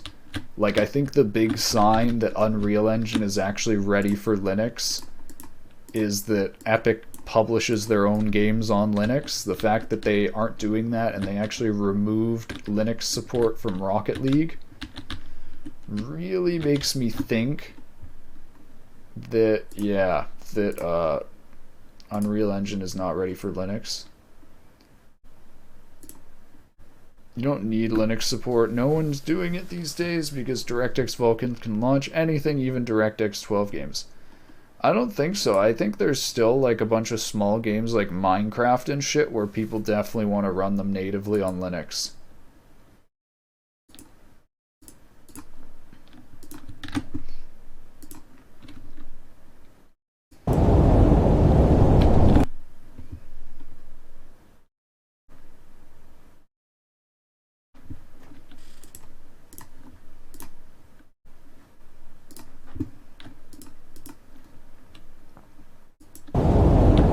Let's see if... Wait, what? Okay, let's see if we can soft lock ourselves. Oh my god. Okay, I need to make a way so that I don't need to constantly reset this every time I want to start the level. Like, how do I get this so that it just ignores checkpoints and saves? I need like a debug option. See how Steam Deck will do? I think like all the consoles and stuff are a waste. It's like spending money on a closed platform that you have that is limited and controlled by a company who benefits highly off selling you the things off that platform versus buying like an open platform. Like, I understand why people don't support Linux, but I don't think it's good.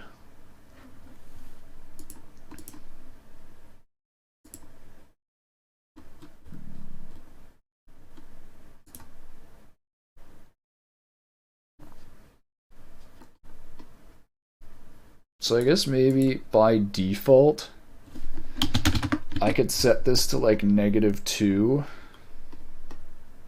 And then if it's -2, it ignores all saving. Just doesn't do any saving. But then when you die, I guess it would respawn the scene. That's...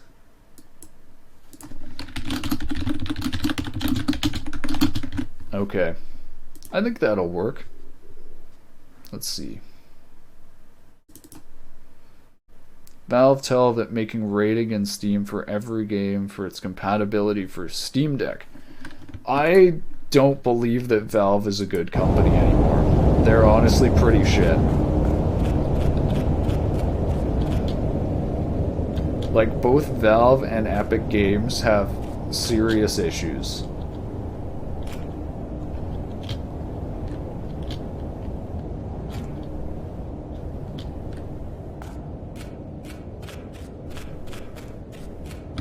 Why does it feel like the player is walking so fast?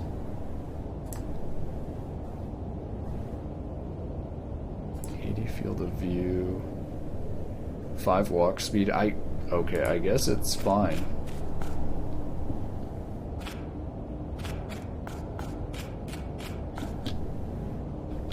We're gonna test the soft locking right now. Like, I do not trust anything Valve says after the whole Vive and VR situation. Like, I do not believe for 1 second when they say, like, they care about something now, when they basically just fucking drop whole projects like that. Or, like, the lack of support for anyone that's had a Vive, like, spending thousands of fucking dollars and then they can't even respond to support messages. Like,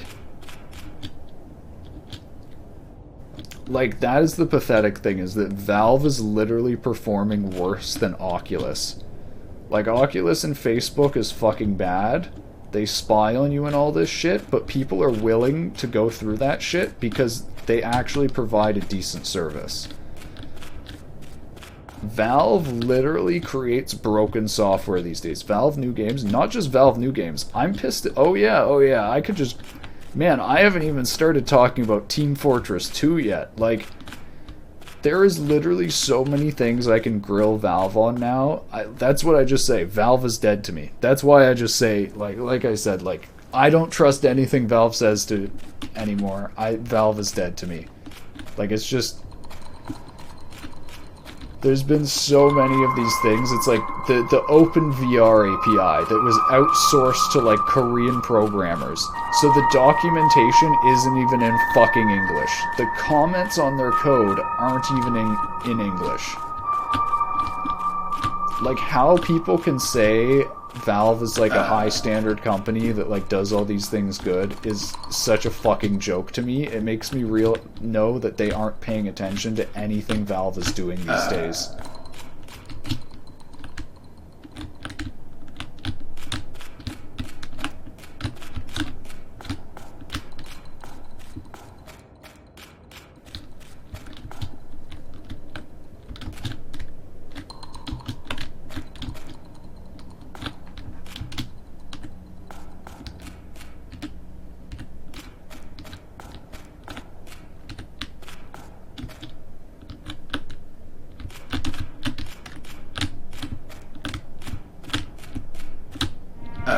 Fuck.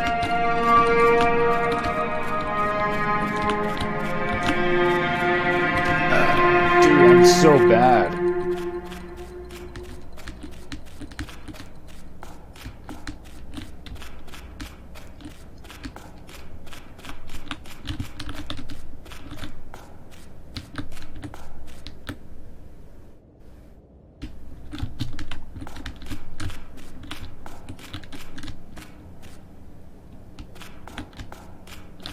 Okay, this is something that actually makes me hate Unity's game engine.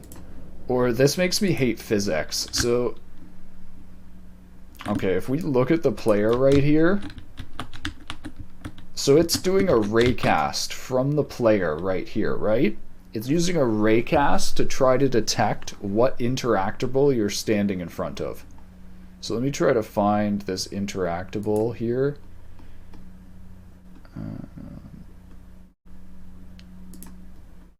Bridge rock placement right here. Okay, so you can literally see this is the box collider here that it's trying to raycast against. When the player goes inside the box collider, the raycast returns false. So if you're trying to do a collider like this that shows up over a large area, it kind of works. It shows up over a large area, but then the raycast doesn't work when you go inside the other, if you're inside a box, the raycast should return true at all times. It's the way it should work. But now you get this stupid thing where when you walk past the box, it disappears. I'm gonna do this, but I'm gonna look up if there is a way to hide this.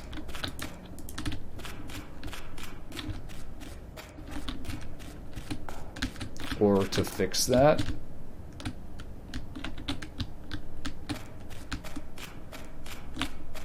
So I am gonna die here. And we gotta add sound effects. Oh wait, never mind. I removed the scripting on this part. So yeah, this is something I need to polish. I'll add sound effects to these falling rocks and get them to trigger when you walk into that area. I don't want to have them fall all the time because it's like simulating physics takes a while, or uses up processing. I'm gonna die right. Oh wait.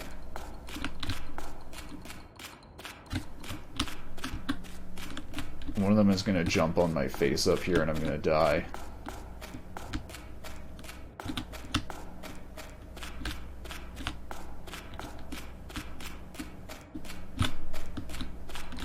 Almost.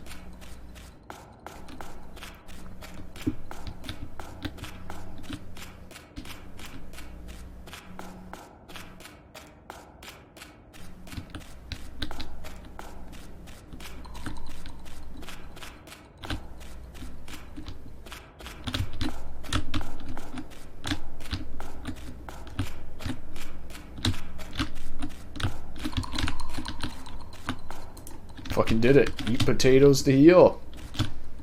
We did it. So what we're testing right now is we're seeing if like everything works, if you can literally go through the game, and you can. Oh wait, you just walked outside the reverb zone. Shit. So okay. That's something on the list. I gotta make the reverb zone bigger.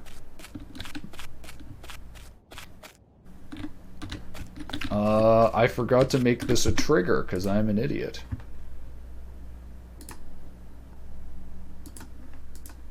Boom. Triggered. Alright. And I think I disabled this script. Wait, what the fuck? Did that just shoot through a wall? Hold on. Hold on. Did that just go through the wall? Did you just see that? Yeah, it just went through the wall. What the hell? How? Wait. How is that going through the wall? Is it? Is it bugging out?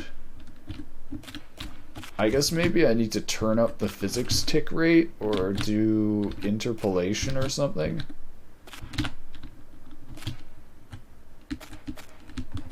Yeah, we'll need to fix up this boss fight. Like I said, I still want to add a death animation. Oh shit, we just almost got knocked over the edge.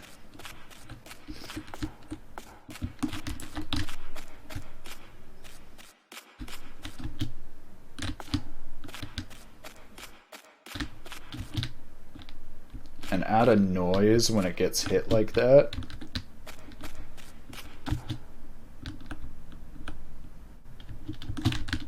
Dude, no fucking way I just made myself stuck. I'm actually confused. The player's collider. Which one of these do you think it's touching? See, this is what I don't get. It's... You know what? I guess this is literally just like... It's stuck between cracks. Oh my god, dude. So many things about the Unity editor suck now. Like, this didn't used to happen. Unity used to detect that your cursor was locked, and it used to unlock your cursor before selecting any of this stuff. It's like basic shit in the editor doesn't work now.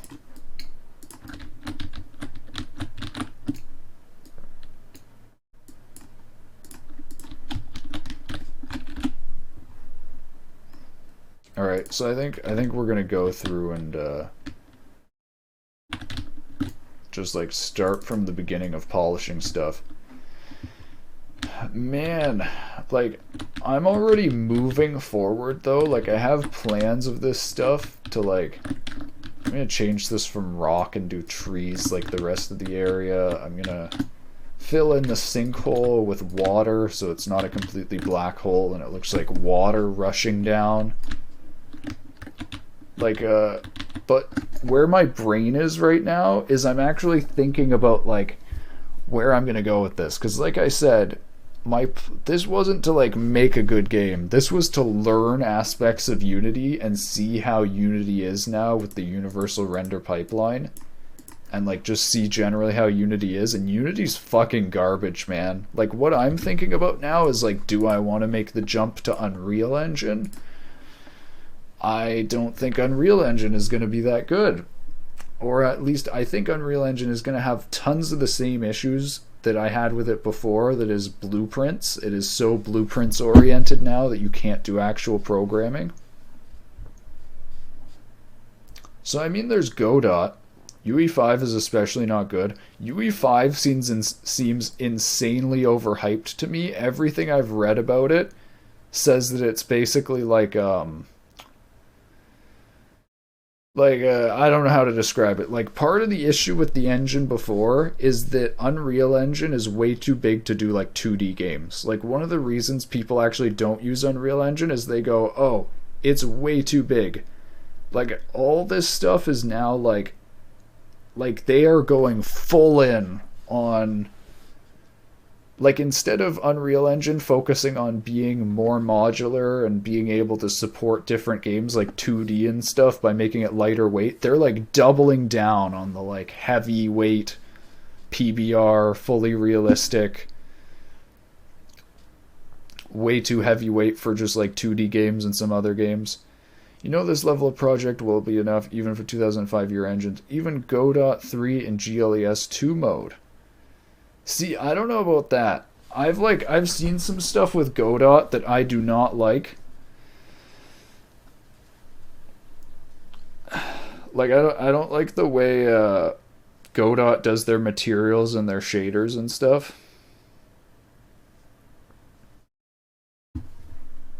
That's my other thing. Like with Godot, I almost just want to like make my own C engine, because like the same issues with Godot I would have with my own C engine. That's like, oh, it doesn't support all the features of the modern engine. Well, it doesn't matter, because It's my own engine. Oh, it doesn't matter because it's Godot. I feel much better saying that about like my own engine than going, oh, I'm going to use Godot with less support. Native Linux support is still important, yeah. DXVX solution for everything? I don't know about that. That also assumes that all the drivers for Vulkan are good. Yeah, dude. The Vulkans for driver are... The drivers for Vulkan are perfect.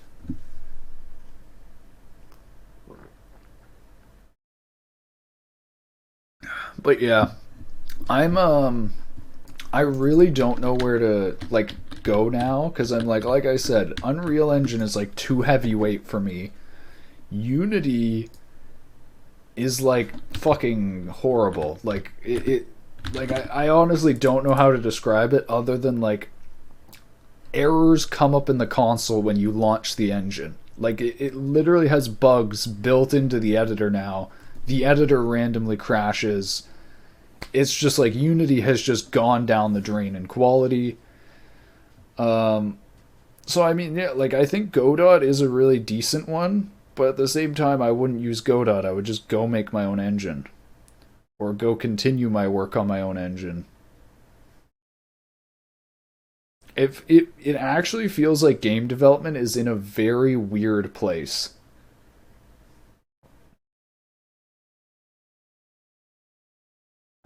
Hmm. Sounds weird, but I have less bullshit to fix when I write without an engine, just C++ and Vulkan. Yeah, that's what I was actually thinking of doing a game like that. Just like this is the stupid thing. I think about like some of the stuff that I made with like not even no engine, but like absolutely bare bones games. Oh, Shader Toy isn't loading. Imagine that. Like all the recent stuff I've actually posted on my site is actually not made in an engine. This Click Trials is just from scratch in JavaScript. Just like it's just a bunch of like basic JavaScript stuff. This is all just like in JavaScript. Like all the things that I've actually like put out, like my last Ludum Dare game. All this stuff was without an engine. And it was like so much better to develop. Like it was just like, I'm just gonna program this. I'm just gonna make this. And that's what I want to feel like with Unity. But that's not how I feel with Unity at all.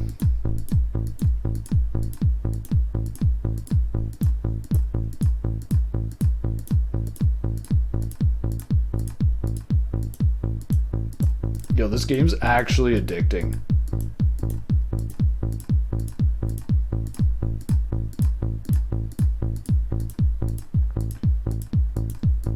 I think it would be really healthy for the indie game dev community if we got rid of the assumption that the first step is to choose someone else's engine to use for your new project. Yeah. I think it's also like, yeah. See, that's the thing is, though, the alternative to that is programming. And the huge issue is that programming is legitimately complicated. Like I programmed for like 4+ years before I was like, all right, I can program a little game. Like the journey of programming is like a whole journey of math and stuff. And I do think, and like, for example, Scratch by MIT, this is what I tell people now. If you don't know anything, this is what you use. So like this shit honestly is like what I think we need to get rid of is people criticize this. People say like, "Oh, you can't build a real engine in this or you can't build a real game," and like, yeah, maybe you're not going to build an AAA game in this, but this shit is so good for like just like learning and getting the basics of programming and stuff. Programming is learning all the time. Yeah, but to make a game, you need a lot of base programming.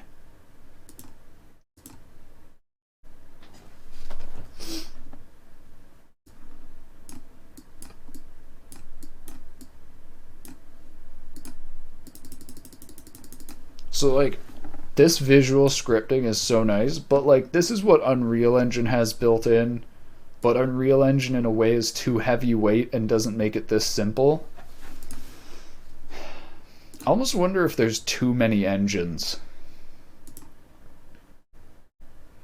It's like even the act of I saw people mention this with the Unity package manager, is it seems like more is better. Like you would think that having all of these options of this giant library of packages of like code that you can use, you think that this is amazing. You're like, oh, I have so much stuff to work with and choose from. But that choosing from is actually a weakness. Like the time it takes you to go through all these Unity packages and figure out what you actually need to use or what is actually like useful for your project.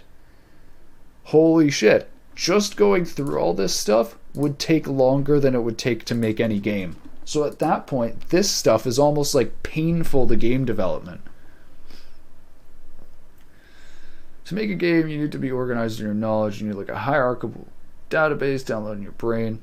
Encourage anyone to learn more programming because I think it's going to be general literacy thing in the future, but absolutely people should feel free to use tools like Scratch or other people's engines. Just wish it were presented as a good option to not do that. Well, for example, is a thing for engines. The reason I would see like way less people not using engines in the future is, have you seen the huge cry for games to support VR? Like the VR community is insanely vocal about getting VR support. And do you know what the best way to support VR in your game is? It's to use an engine that automatically handles VR support for you.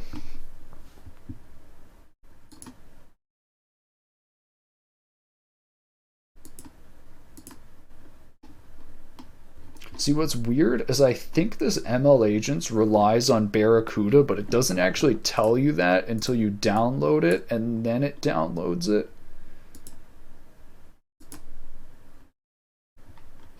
Let me actually see. We can see dependencies here. Yeah, it does rely on Barracuda. That's what I thought.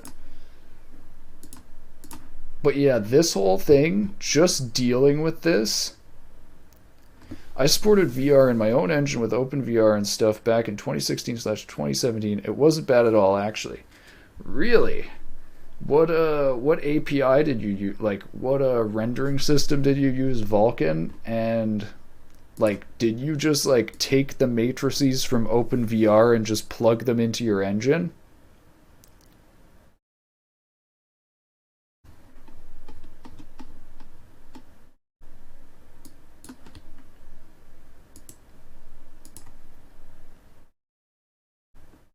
I think like doing basic VR support isn't that hard, but doing VR support that meets like the Oculus guidelines where like FPS never jitters, it never moves.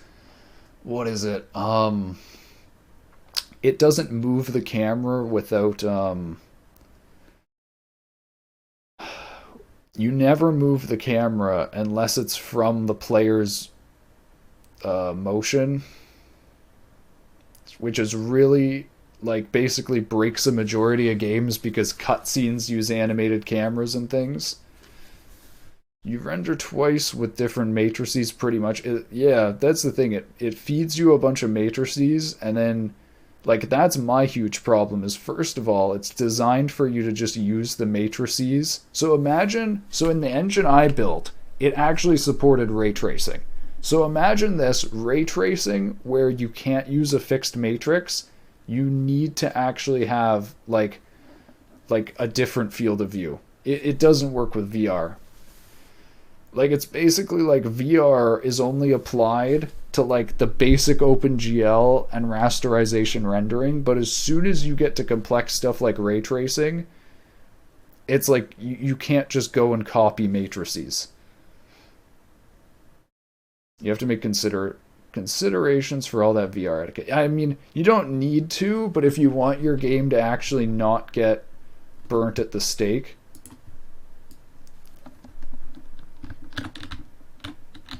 I did think of doing VR in this at the beginning. Or basically just like I can't remember what it's called. Not actually doing motion controls, but just having you look through VR. But there's immediately so many issues.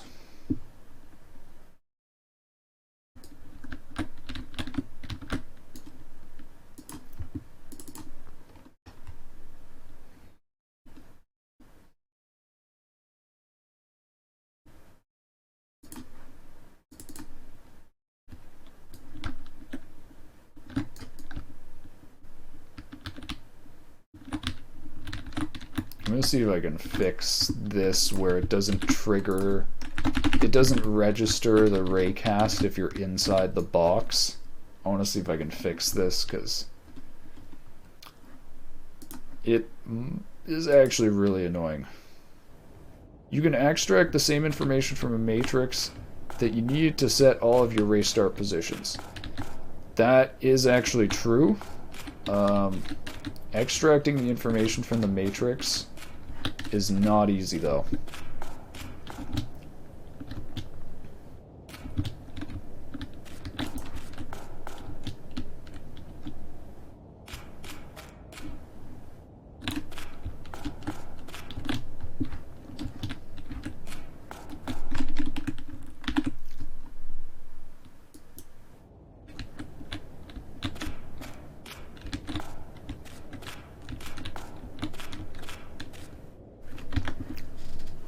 So this is the question, how can you get Unity to return true on Raycasts when it's inside the collider? That actually doesn't make sense. Should still return true.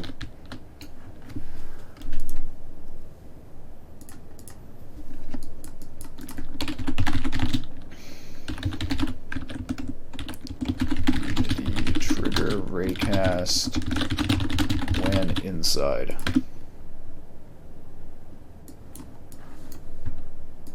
Yeah, I knew someone else would have this problem. You can reverse your ray.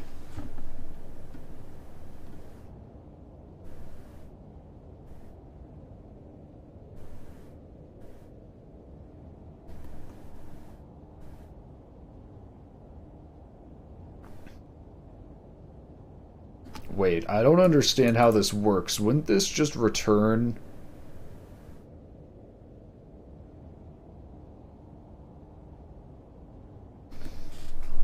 Wouldn't this just hit invisible objects? Now I have this option to query hit back faces that solve the problem for me. Ooh. Let's try that. Should have the headset to test VR stuff. I lost access to the one I used to use. You should get like you could always get like a Quest or something that's like $100.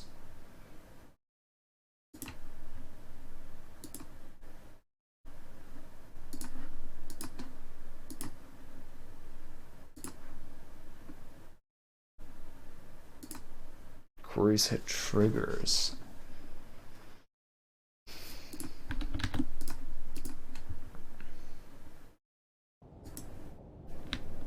Oh my god, it still doesn't work because it actually hits this rock instead. Oh my god, that is actually annoying.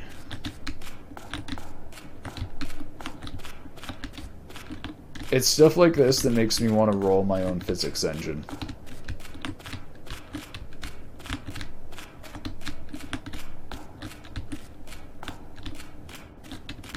Actually, yeah, plenty of people do roll their own physics in Unity or use some other physics engine because the Unity engine has its issues.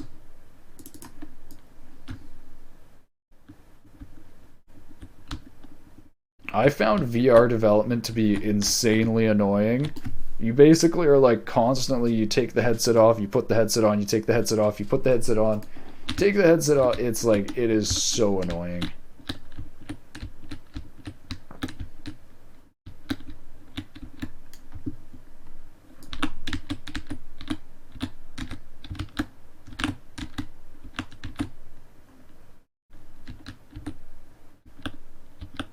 Use a better texture for that table. I should get up to speed with what's available. When I used to do it, there was basically only the original Valve one. You mean like headsets? The first one to come out was the Oculus.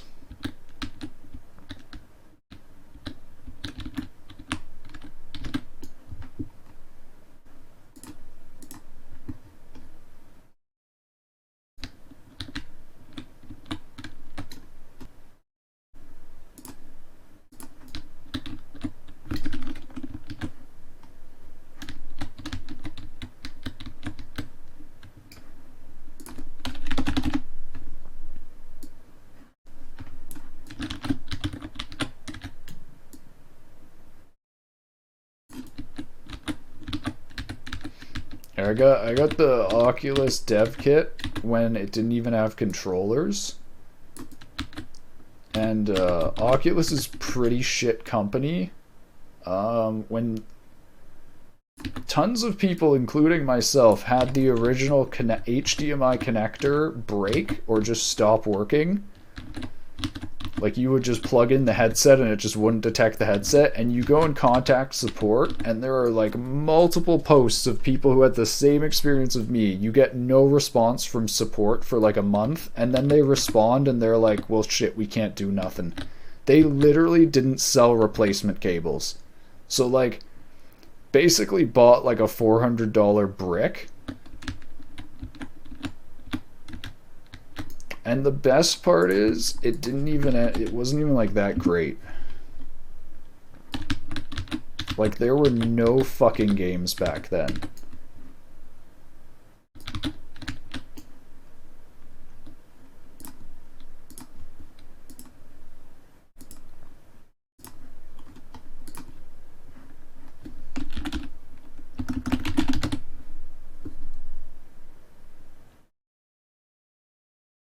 Wait, should I just make this a holdable item? I didn't really think about this, but I think I can just hold it.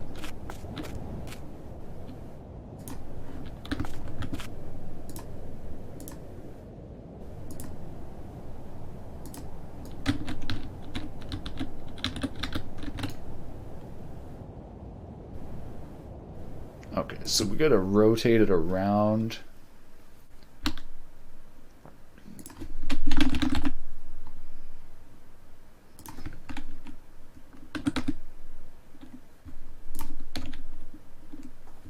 Story was that I didn't get interest in VR until the Vive came out. That is still the only one I've tested. I think Vive is still considered one of the best. I think it's about like people's personal preferences at the end. There's like okay,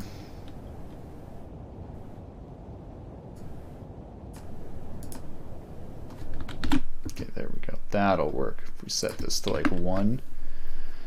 The Rift had like different I can't remember if one, I want to say like Rift had Fresnel lenses and the Vive had like a different kind of lens, and that caused like God rays and like other colors to come out differently. And then I think the original Rift was slightly higher resolution. I think that's about the differences.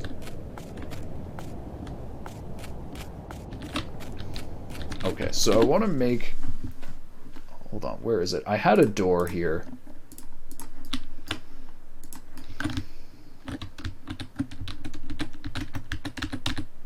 So I want to make it so that there's going to be a note and you can't leave until you've picked up the note. So there's going to be a door that won't open.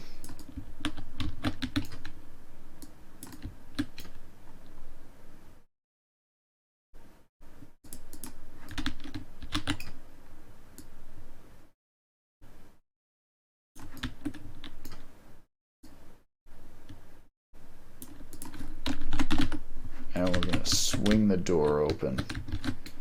Yeah, I don't know. I was ranting before about how I honestly hate both Vive and Oculus. Vive has absolutely horrible support for the Vive, and Oculus has horrible support for the Rift, or at least they did. Maybe it's changed now.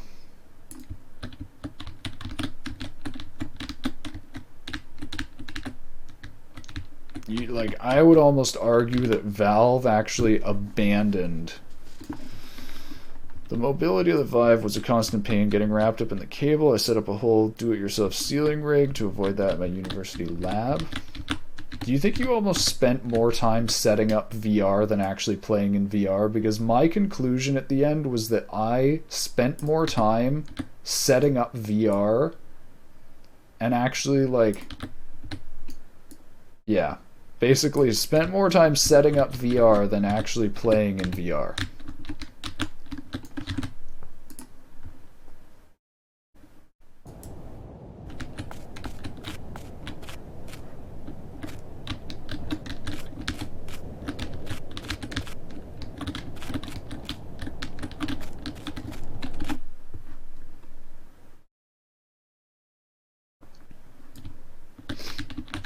Am I dumb? Why isn't this opening?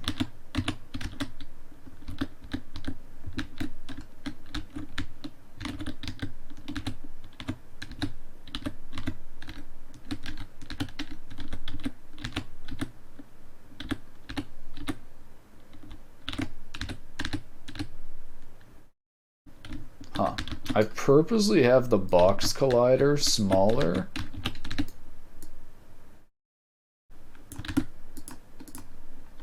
so that it would be able to swing around. I don't know why. Oh, there we go. Nice. Is that the same material as the table, or a different one? Door material. We're just gonna set this to table material because I'm lazy.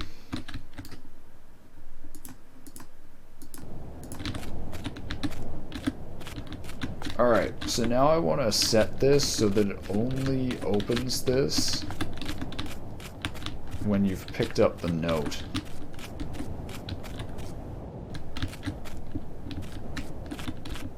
Oh, I just realized I have a point light on the player.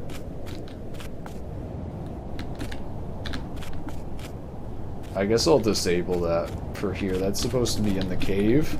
I don't think it was that bad for me. I had some long sessions of play that were probably bad for my spine. There was certainly a lot of time wasted trying to get things to work. Yeah, for me the fun wore off. Like, there was very long fun sessions of play for like Skyrim and stuff. But then it was just like, well, I've already seen Skyrim and it's only so fun to like hit people and like throw items. I would dare say it was gimmicky.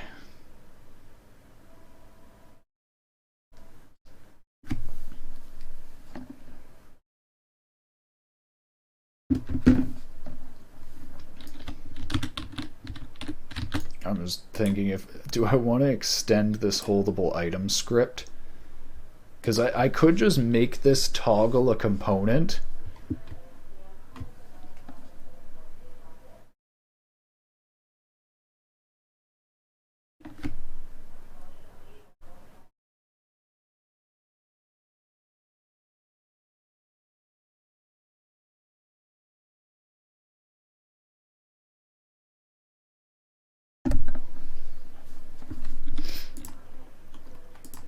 Yeah, I might just put a component to be enabled here. And then if this is set when you hold the item, it'll toggle it active.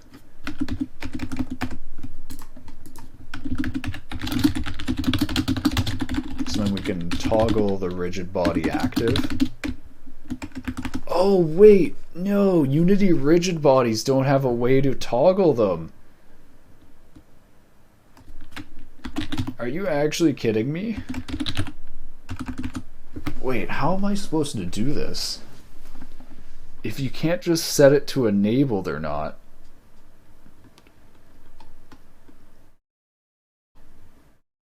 Like this is actually weird. I could have thought that there was a way to set enabled on general components, but I guess not. I don't think an existing game that gets VR tacked on is the best use case for VR. The games that are built for VR. What's your favorite game built for VR? I mentioned Skyrim because Skyrim is honestly still the best game I played for VR. Like, I don't think there's any other games that are actually full games.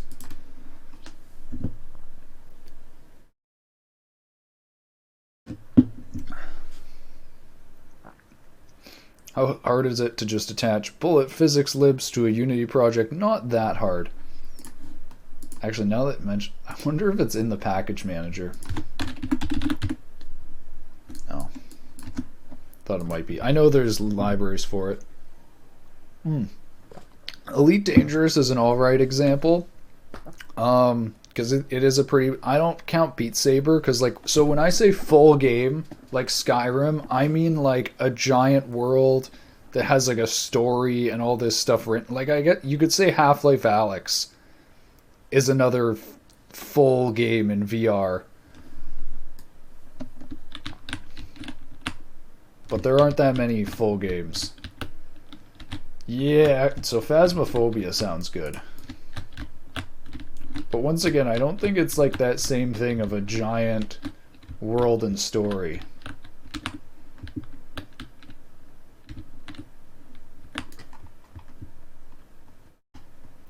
So how do I toggle this enabled? If Unity enabled.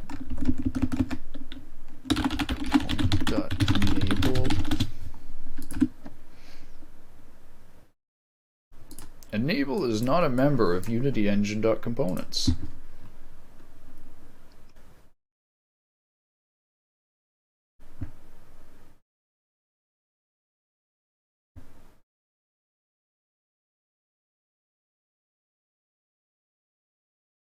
Enabled is a property of behavior and extended classes. It's why you can't disable colliders, for example, which base on component, not behavior. Oh my god, so wait, how would you toggle this? Arcsmith is meant to be good, not played yet. I mainly look for fun games. Not sure I need a whole world around the game. I hated Skyrim.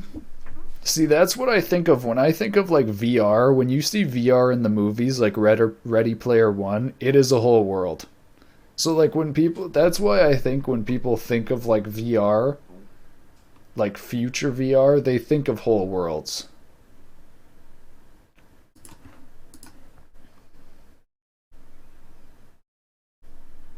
Alright, how would I do this? Is there a way to freeze?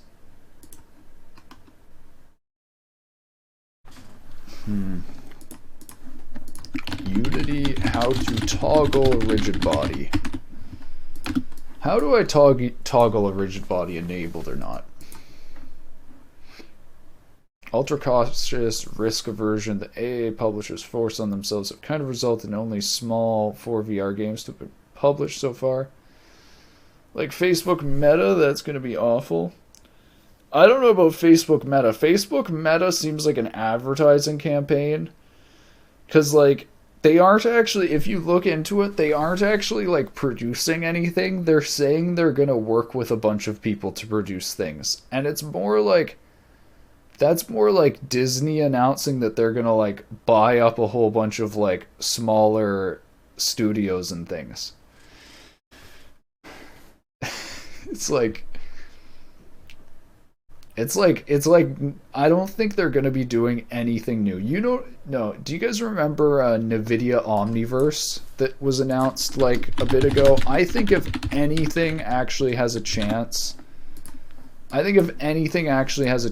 being like a metaverse, I think this could eventually become the metaverse if we actually get, like, this is interesting. They literally have a Machinima Omniverse app.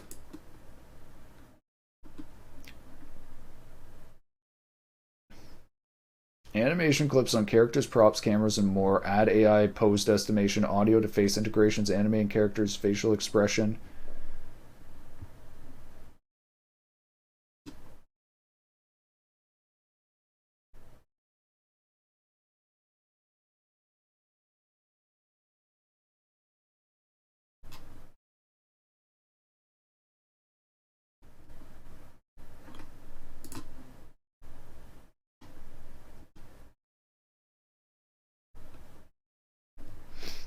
Kind of crazy.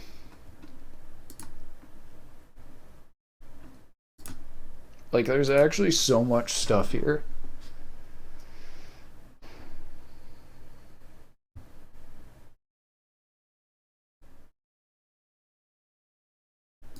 Isaac Sim, simulation tools for tomorrow's solutions.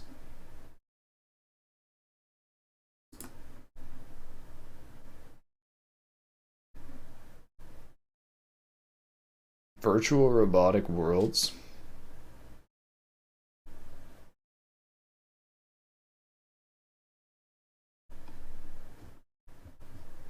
Crazy. All this stuff kind of looks like I wonder if Omniverse could be like the future game engine. The play is to make a VR company about connecting people so that Facebook will buy out in the next couple of years.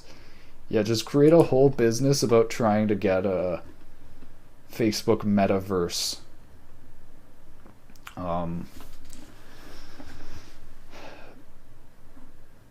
Grants or whatever. Oh my god, this is actually like...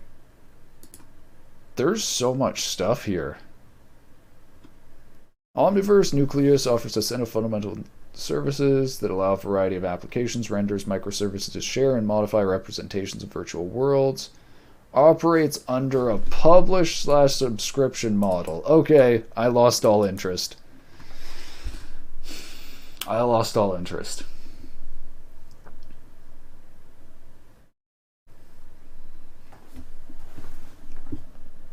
Nucleus sits on the network somewhere with clients connected to it sharing the same authoritative world state. Nucleus allows live syncing, publish, subscribe model where multiple clients connected to it matter that those clients submit changes. Oh my god, I'm an idiot. They don't literally mean...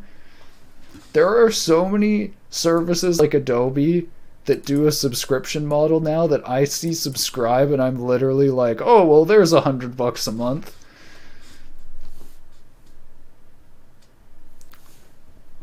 Xbox Game Pass, get them faster.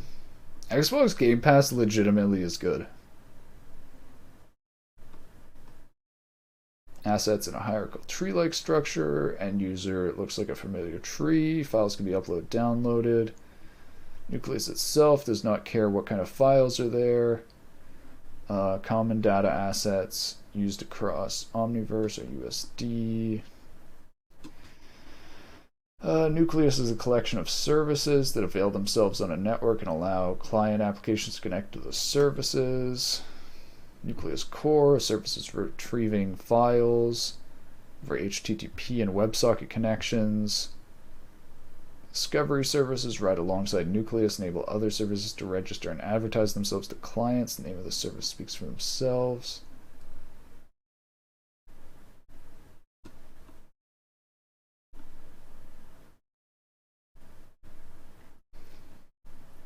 Omniverse is a scalable platform, accommodates both personal and enterprise use cases.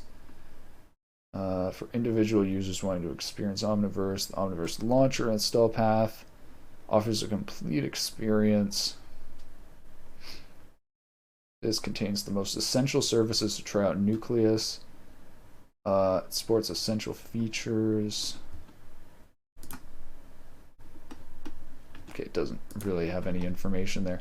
Like, I wonder what does the actual editor look like for Omniverse? I'd like to give you an overview of Omniverse Create. Thank you. I would like Create is an app built on the Omniverse platform that is a native inspection, world builder, and rendering of USD content. The first thing you'll notice in Create is a viewport. The viewport is a Hydra-based delegate system where it allows you to have multiple renderers. So here you can see we have a real-time ray tracing renderer developed by NVIDIA and a path trace renderer developed by NVIDIA. And both are extremely fast at rendering USD content using ray tracing. Additional the editor is insanely simple. Like iRay or Storm. It doesn't even look like this is a 3D model editor. I don't think you can edit any 3D models here. I think it's simply importing and dragging them around similar to Unity. But Create is a native USD editor. So that means you start with some USD content. And you can bring in USD content either through the content browser here. You can get local USD data off your hard drive, or you can collaborate using a Nucleus server as well. Once you have your USD data, you can inspect it. There's a stage viewer that allows you to inspect the USD data that's available within the scene. For example, I can get to the lighting and I can adjust any property of that lighting directly in the stage viewer. Another great feature of Omniverse Create is a layer system. So this layer system leverages USD layers to allow you to collaborate and structure your data into layers. And by doing this, I can form structures like, for example, having a background layer that has different lighting in it. And layers can have different opinions of color and objects, or use it as a way to... Okay, I don't know if you just saw, he just clicked enable. Okay, watch this. So he clicks enable here. I guess it's kind of behind the chat.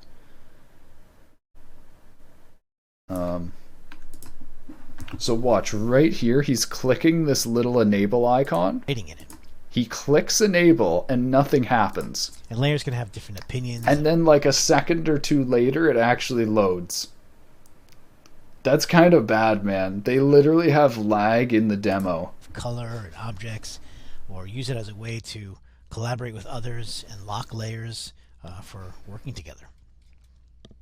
But it's a great system for building out large worlds. The rendering looks great. And again, here I just turned on my background lighting, and now I can even path trace that quickly.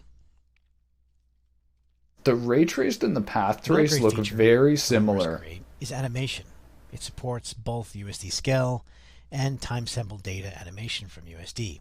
So here I can see I can scrub the timeline, and I'm actually getting very fast results even with path tracing. And if I go to real-time mode, I can also play back this model using the animation system. Another great feature of Create is it allows you to create new objects. So for example, here I can create an object like a cylinder, move it around and place it how I want, duplicate it, inspect it, and instance it if I want. But additionally, I can create objects through scripting. If I don't want to use the menus, I can create new objects through Python 3 scripting. Oh my god, this literally has what Unity doesn't have. I was literally talking about doing this in Unity the other day, of generating objects through a C# console, and how it would be so easy for Unity to implement that. Dude, the devs behind this might actually be smart. That creates a new object that shows up here in my stage. Maybe the people developing real-time ray tracing know what they're doing. So it allows you to create new objects either through Python or through the menu system. Now the great thing about Create is most of these menus and tools are all built using this scripting language. So when you create a script that you like, you can also share it as an extension. So we have an extension manager within Create that allows you to share these extensions with others. For example, it comes with a lot of great extensions. If I look at some of the extensions here, you see things like flow and physics and lots of great extensions you could add on top of Create. But for example, here I'm going to run the image viewer. The image viewer adds a new capability. All right. So that is literally just like a 3D editor.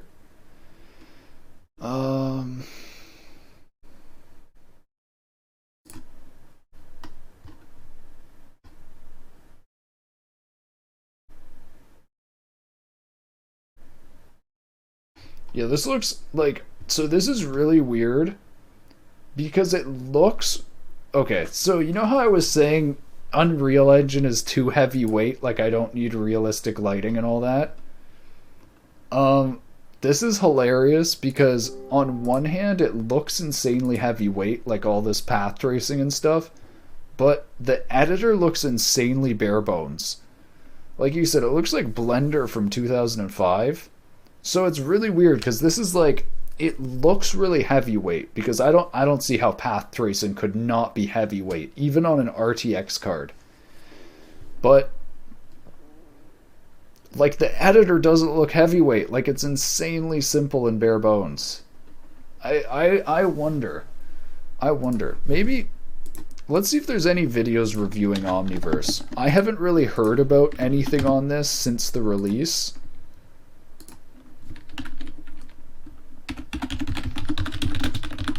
I feel like it's maybe not open. Like, I mean, the open beta is out, right?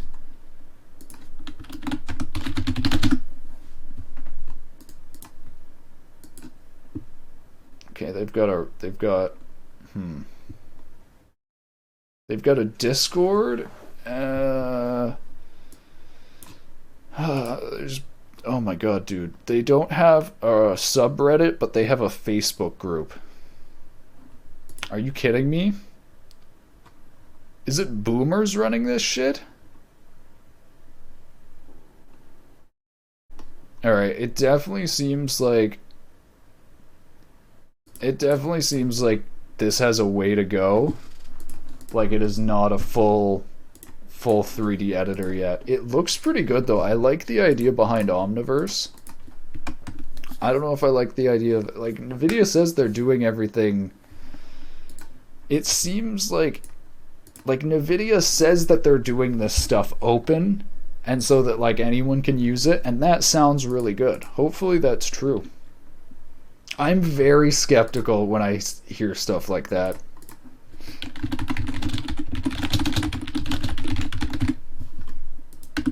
Okay. So what I need right now is I need to figure out how to toggle a rigid body. Does not work for rigid bodies. You have to set them to is kinematic. Okay, I guess is kinematic.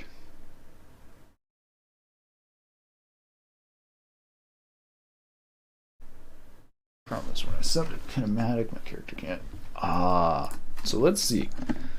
Will kinematic work for this? I don't think it will. Maybe it will. I think I misunderstand physics. I think... No, never mind. It works. Yay.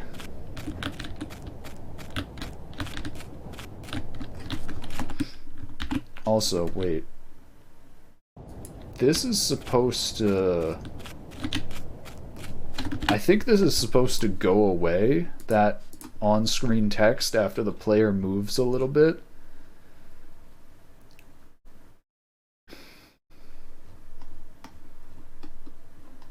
Do I handle that under player?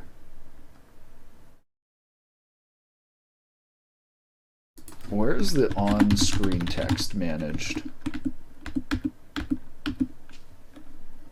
so I don't set any of the on-screen text here. So where does it get set?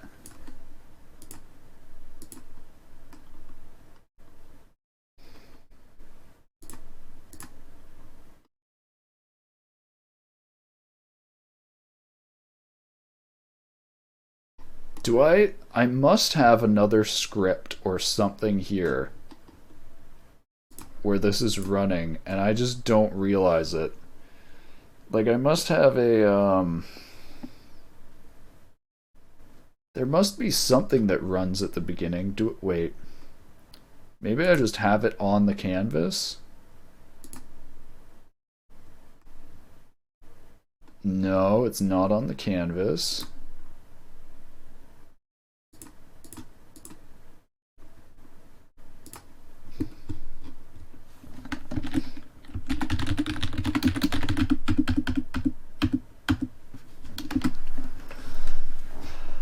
What?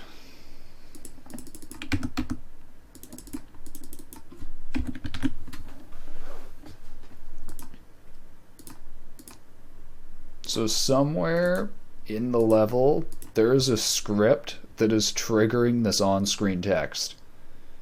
Somewhere. Oh my god, here we go. It's called starting.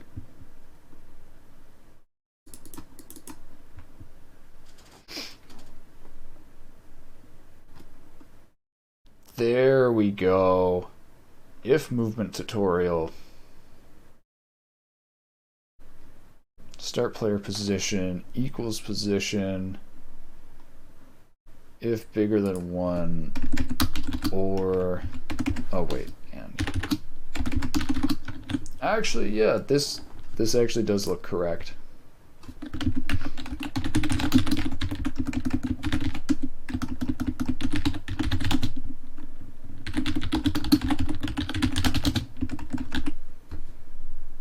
this is dumb, but I'm gonna do it anyways. Because it makes it easy.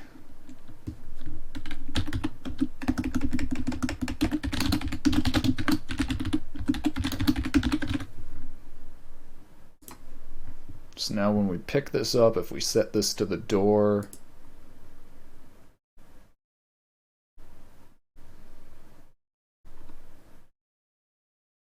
should enable the door so that we can walk through it.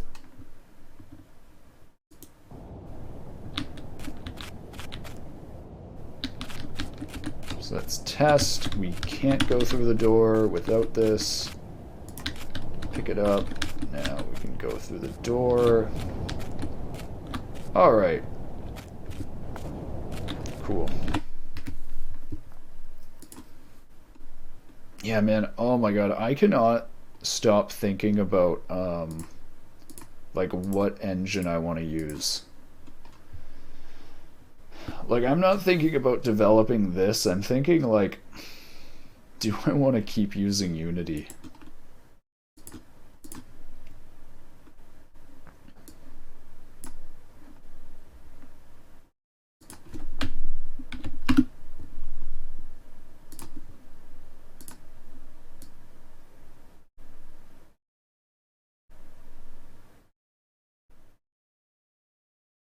Trying to make this look more like wood.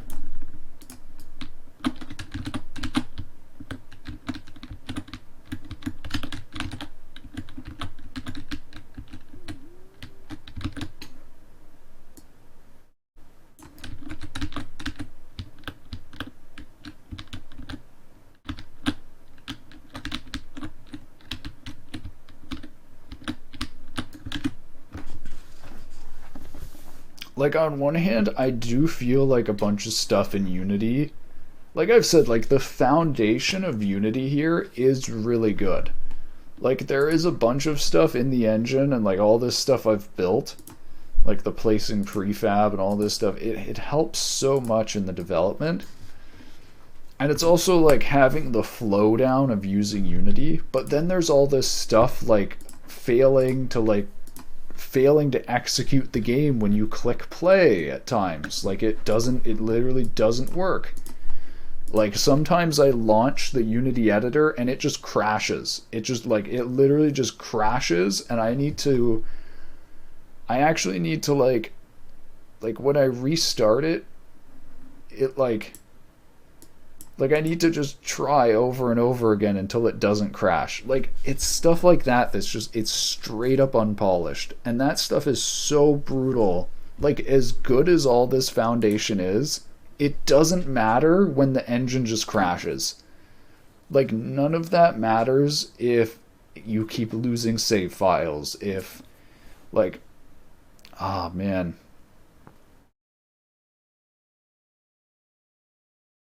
It's like there's so much good stuff in Unity, but it just gets ruined by some of the unpolished stuff that makes the engine unstable. Huh.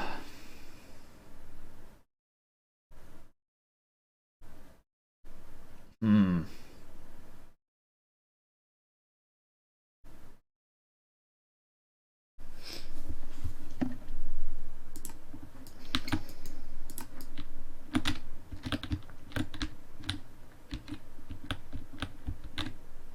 I kind of want to do another note or piece of paper or something.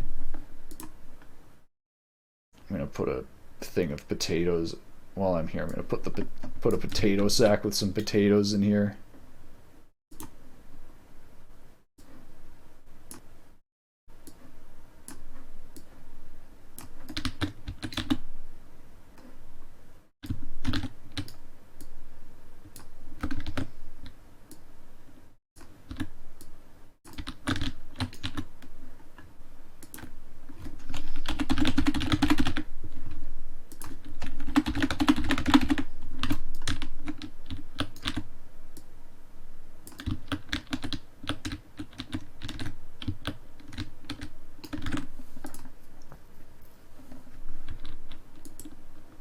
Oh my god, it fucking crashed.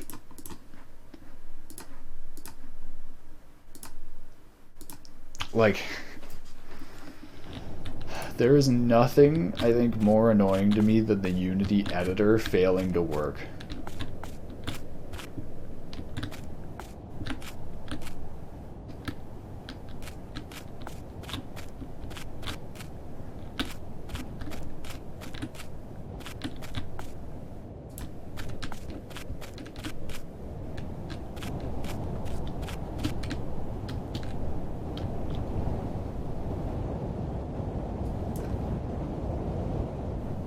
Is this a bug?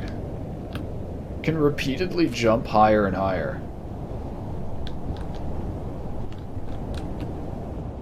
Hold on, I think this is a bug. If I just repeat this, do you go higher every single time?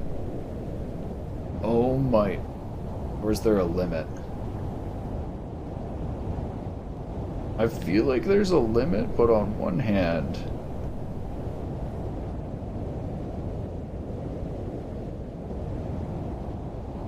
I think I'm bouncing back and forth. Oh my god, actually it looks like I'm bouncing a little bit higher every single time. Yeah, so this is a bug. I need to remove all bounce from the player, because even the tiny bit I have adds up. I kind of thought I could do a little bit of bounce, but it does make sense that it adds up.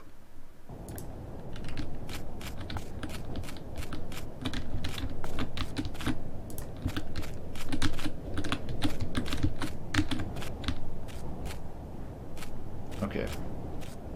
I want to try to fix this. Where when you walk to a wall a certain way, it doesn't go around. Yeah, I still think there's so many little things I could do to make, like, the movement system and stuff better.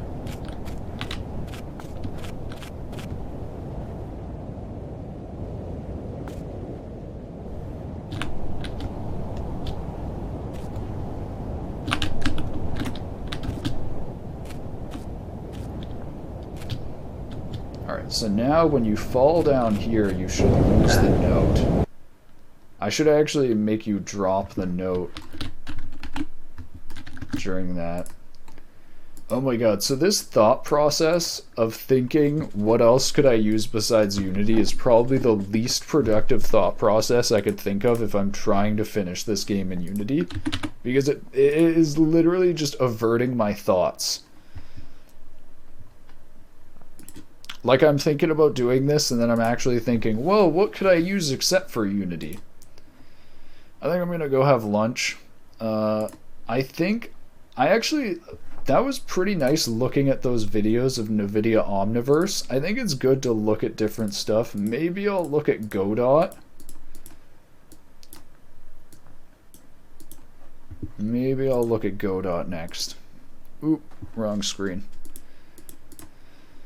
Alright. If I don't feel like doing game development, we might even do some, like, procedural generation and shaders and stuff. We'll see. Thanks for watching. I'll be back in like an hour or two, 1 p.m. or 2 p.m. EST. Hope you have a good day, good afternoon, good morning, wherever you are. Or if you're developing something, best of luck with that. See you around.